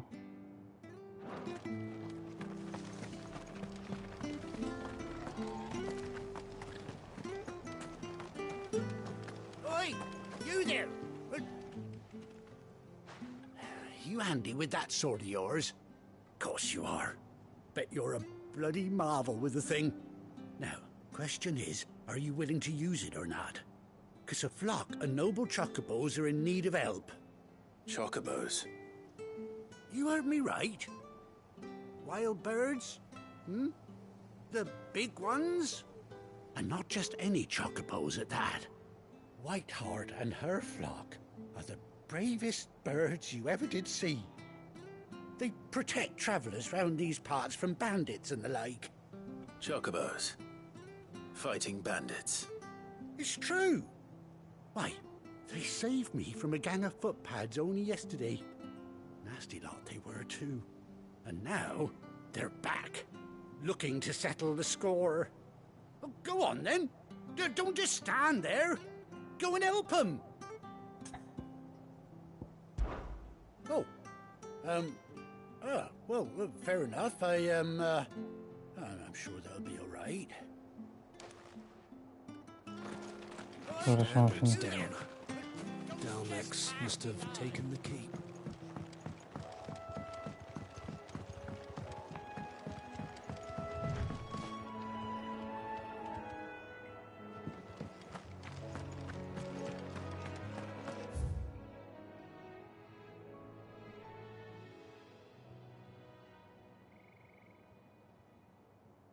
Arkadan mı gitsem acaba oraya mı?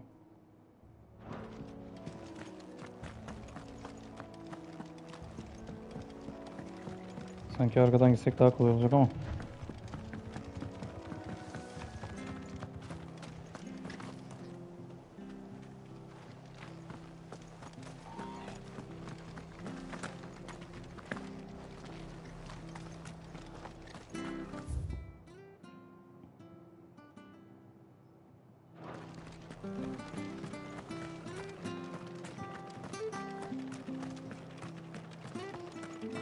Ah herifi almaya anasının nikahına gidiyoruz ya. Rezilliğe bak ya.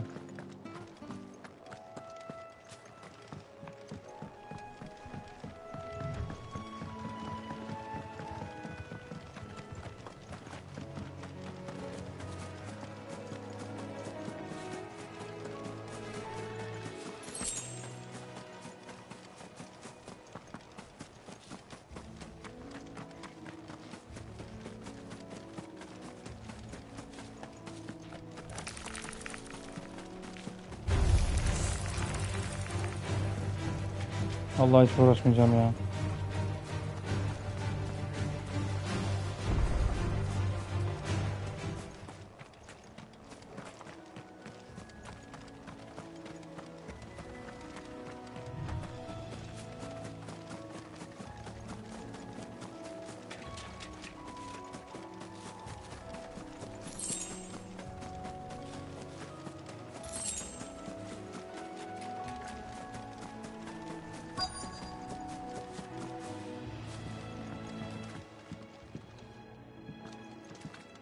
Lan bu kadar şeyin içinde ne işin var senin ya?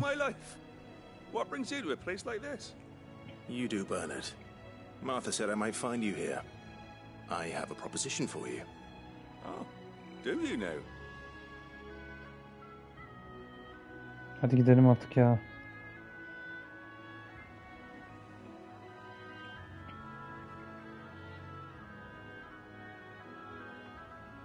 Building a workshop, you say? Well, that beats tacking boards to bridges, sure enough. And if Martha didn't mind me being gone a while, then neither do I. You just tell me where you want me. That's the spirit. I couldn't ask a favor, though, could I? before we go? Ay senin iyiliğine ya.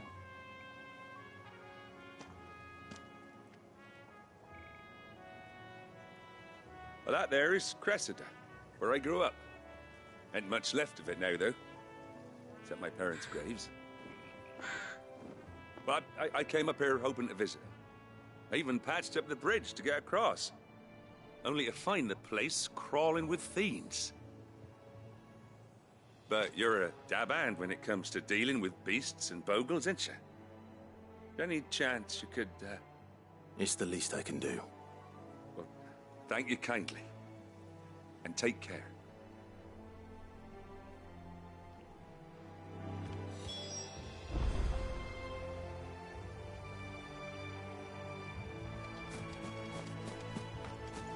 Orada ne var şimdi ya?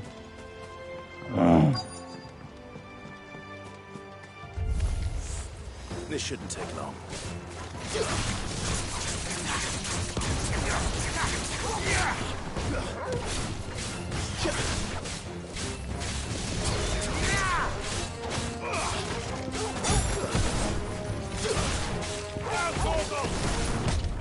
Nice try.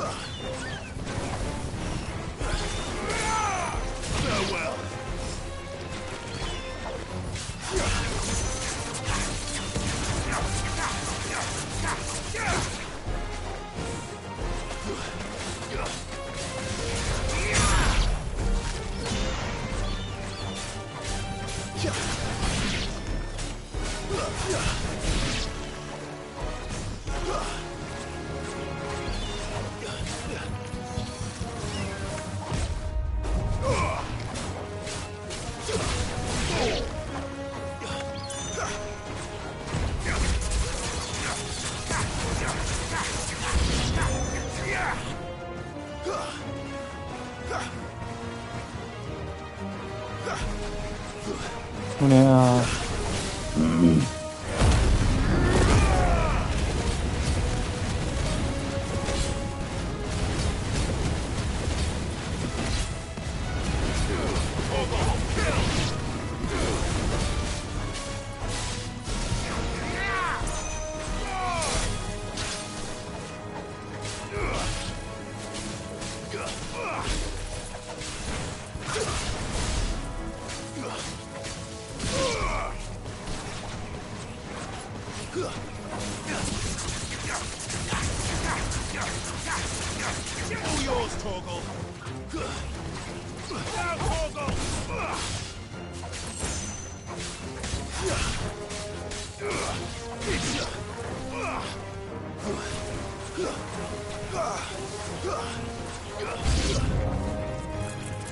Ya yeter ya.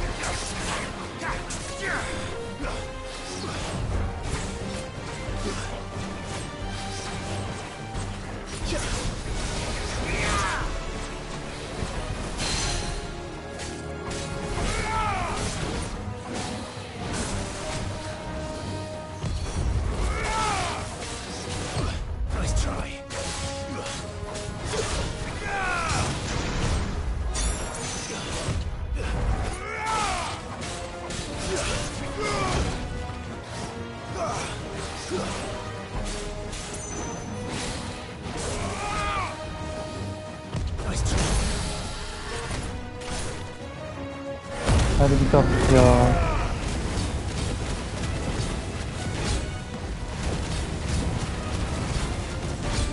Hadi ya.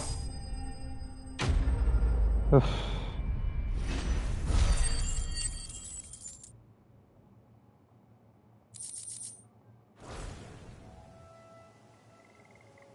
That should do it. You made short work of that lot. Thank you, son. Now my folks can rest in peace once more. How long is it since the village was abandoned? Well, people started packing their things after the duchy fell. Between the Blight and the Imperials, you just couldn't make ends meet. Must be nigh on a decade since the last wagon left. Oh, it may as well have been a century, looking at the place. This isn't the Cressida I remember. I'm sorry.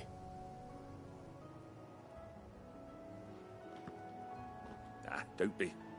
Can't live in the past, no matter how nice it might have been. As soon as I'm done saying a prayer for those that raised me, it's onto your hideaway. I'll meet you there. Şimdi nereye gideceğim ya? That should take care of Mid's little list. Better head back before she thinks of anything else.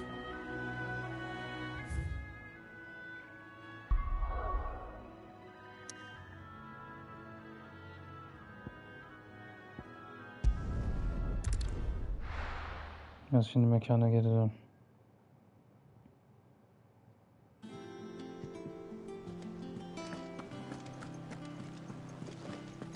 The little ones have been up to their old tricks again.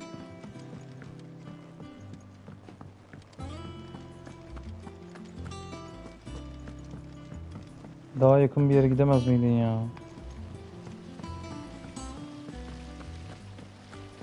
Şimdi azap çektireceksiniz bana ya. Shouldn't you be getting some rest? All right, Clive. You've all done then? I am. I've placed your various orders, and a carpenter by the name of Bernard is on his way from Martha's Rest. That's brilliant. Thanks, Clive. Is there anything else you need? Nope. Blackthorn and Lady Karen have already sent over everything I asked for, and I've got all my plans drawn up. So as soon as Bernard gets here, we can get to work. I can't wait. Sonunda ya.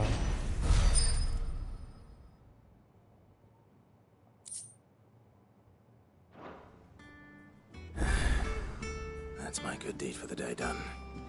Let's see how Jill's faring.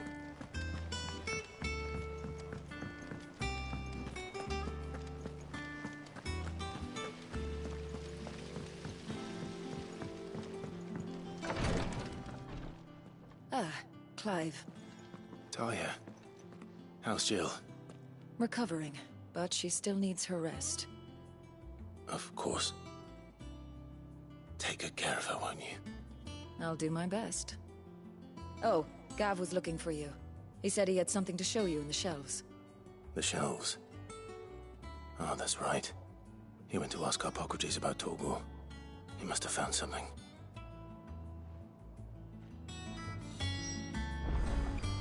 Abi oradan oraya, oradan oraya, oradan oraya.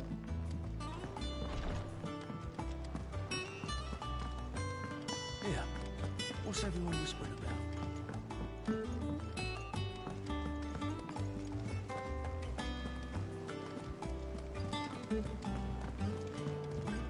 Jill looked white as a sheet.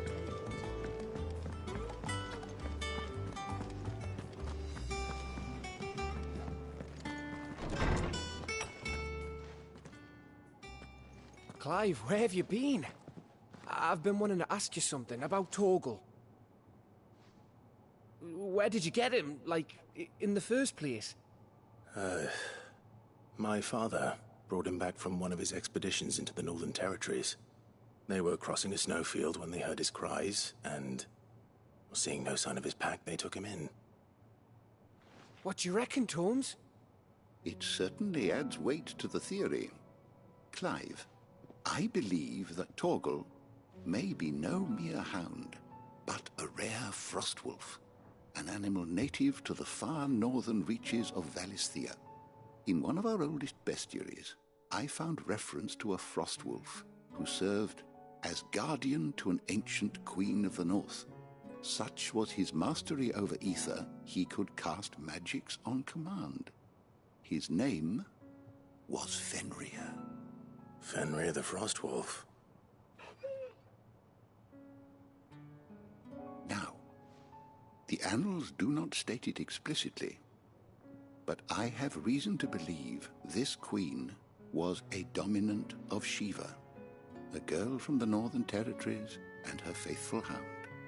One awakens as the dominant of Shiva, and the other? You're saying that Jill granted Torgal his powers? What? Just like Fenrir. People called him my hound, but Torgal and Jill were inseparable. He grew up as a faithful companion to the dominant of Shiva, and years later, his powers awakened, just when his master needed him the most. You're right. If it weren't for Torgal blasting those bastards to Kingdom Come, Jill would have been for it. Quite. Though Torgal's power is his own, his latent birthright as a Frostwolf, it had only to be unlocked. Oh, get you, Torgal! You're an even finer hound than we thought. And regarding your original concern, you need not fear for Torgal's health. Why, the beast has the appetite of a behemoth. Just this very morn, I found him with his nose buried in my nuts.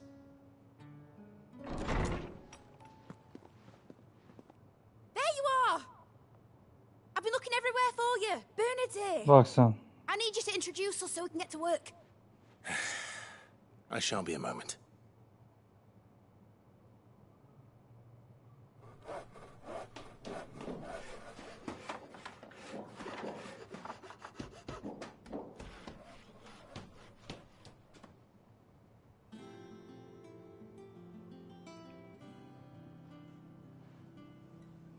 Ortaya ne çıkardınız acaba?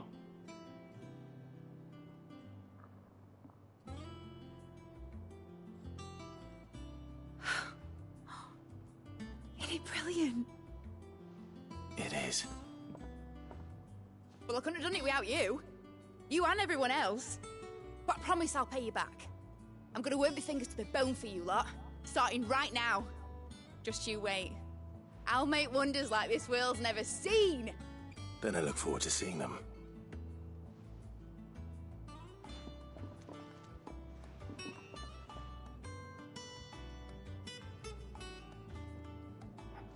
Now that that's settled, I wonder if Vivian's made any progress tracking down Kupka. Buradan gidemediğimize göre.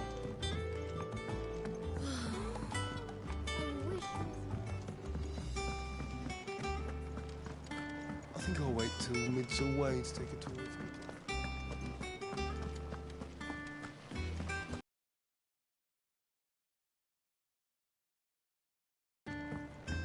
Of, yine tarih dersi verecek bana ya. How goes the hunt for Kupka? Largely in circles. We have myriad sightings of strange soldiers in unexpected places, but nothing definitive as yet. If only we knew for certain by what route he left Rosalith. Well, keep at it. If anyone can piece this puzzle together, it's you. And I'm willing to wait as long as it takes.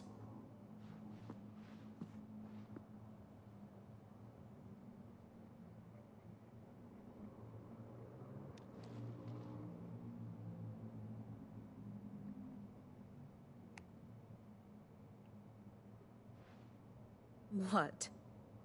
Here? Would that be a problem? Do you know, Clive? I believe it a mercy that you didn't inherit your father's throne.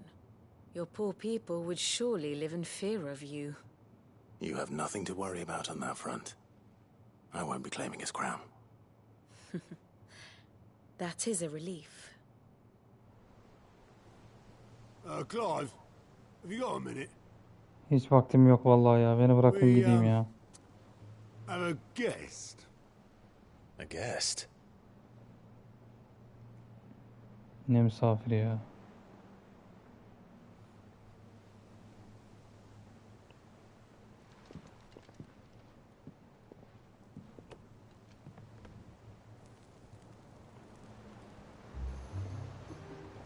For your trouble. It was a pleasure, in hindsight. Uncle Byron? Clive, my boy! Heh, bir sen eksiktin. Stoke the ovens for your favorite uncle is here!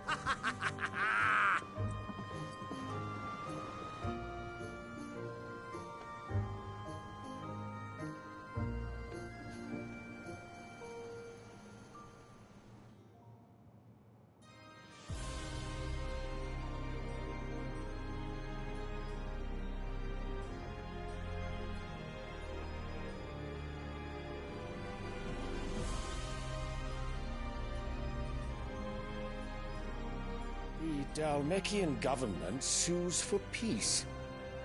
How shall we respond? If they're willing to accept their fault in the matter, I see no reason to refuse them. Still, we must insist on substantial reparations. The Twinside stores are not as bottomless as reported. Aye, and we have many more mouths to feed. We shall just have to have the Dalmeks empty their treasuries for us.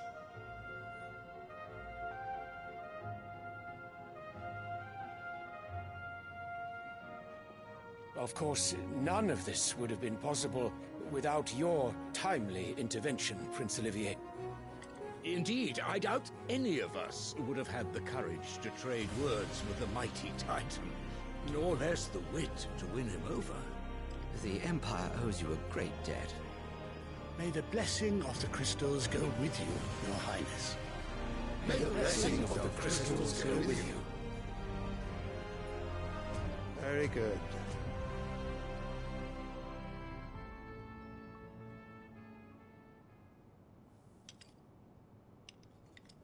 Now, let us come to the question of precisely when the Dalmeks will withdraw their troops. Dion's fire could rid us of them in mere moments.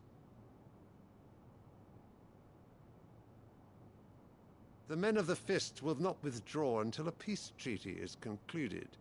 So let us keep the negotiations open, give them time to gather what gold and trinkets they can, and once they deliver that which we demand, what worth is a piece of parchment?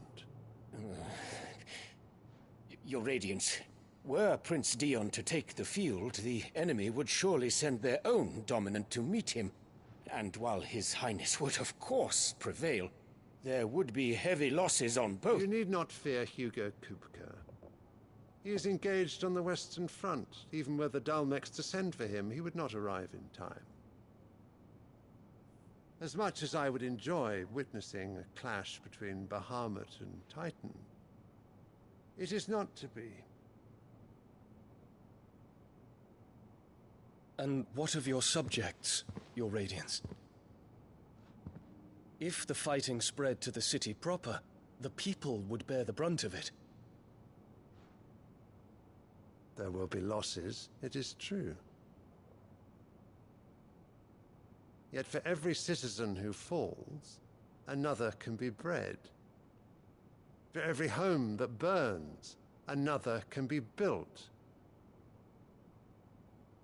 The Empire will live on.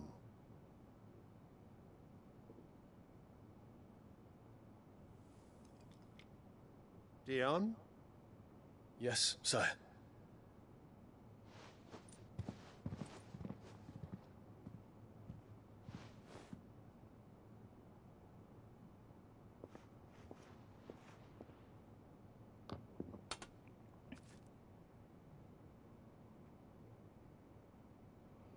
Lan ne trip attınız, ne şeye girdiniz, kalıplara girdiniz ya.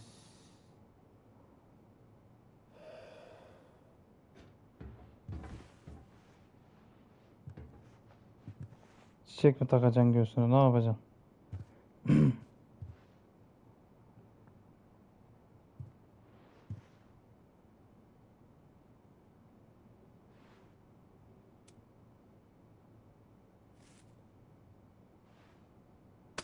Doğru tahmin etmişim. Prepare for battle. But sire... Do not make me repeat myself. Return to your camp and await my orders.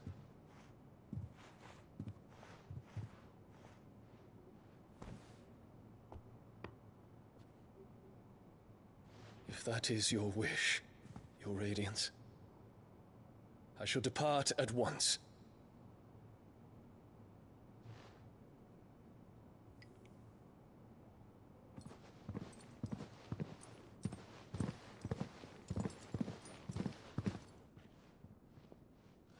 May Gregor forgive you.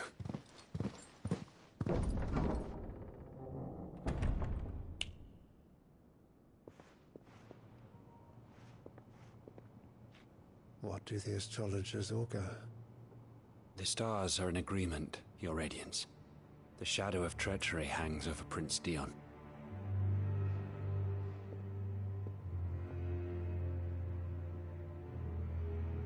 So Annabella's tales were true. You disappoint me, Dion.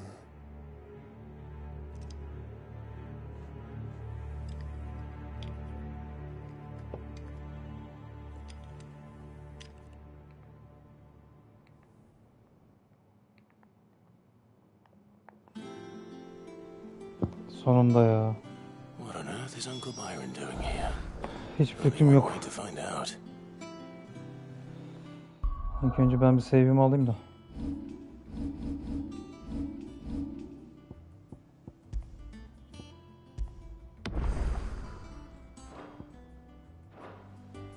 Evet arkadaşlar, bugünlük de bu kadar diyorum. Aksilik olduğu için bugün oyunu biraz geç açmak zorunda kaldım ama yine de bir 2 saatlik bir maceramız oldu. Yarın görüşmek üzere diyorum. Kendinize iyi bakın arkadaşlar. İyi akşamlar.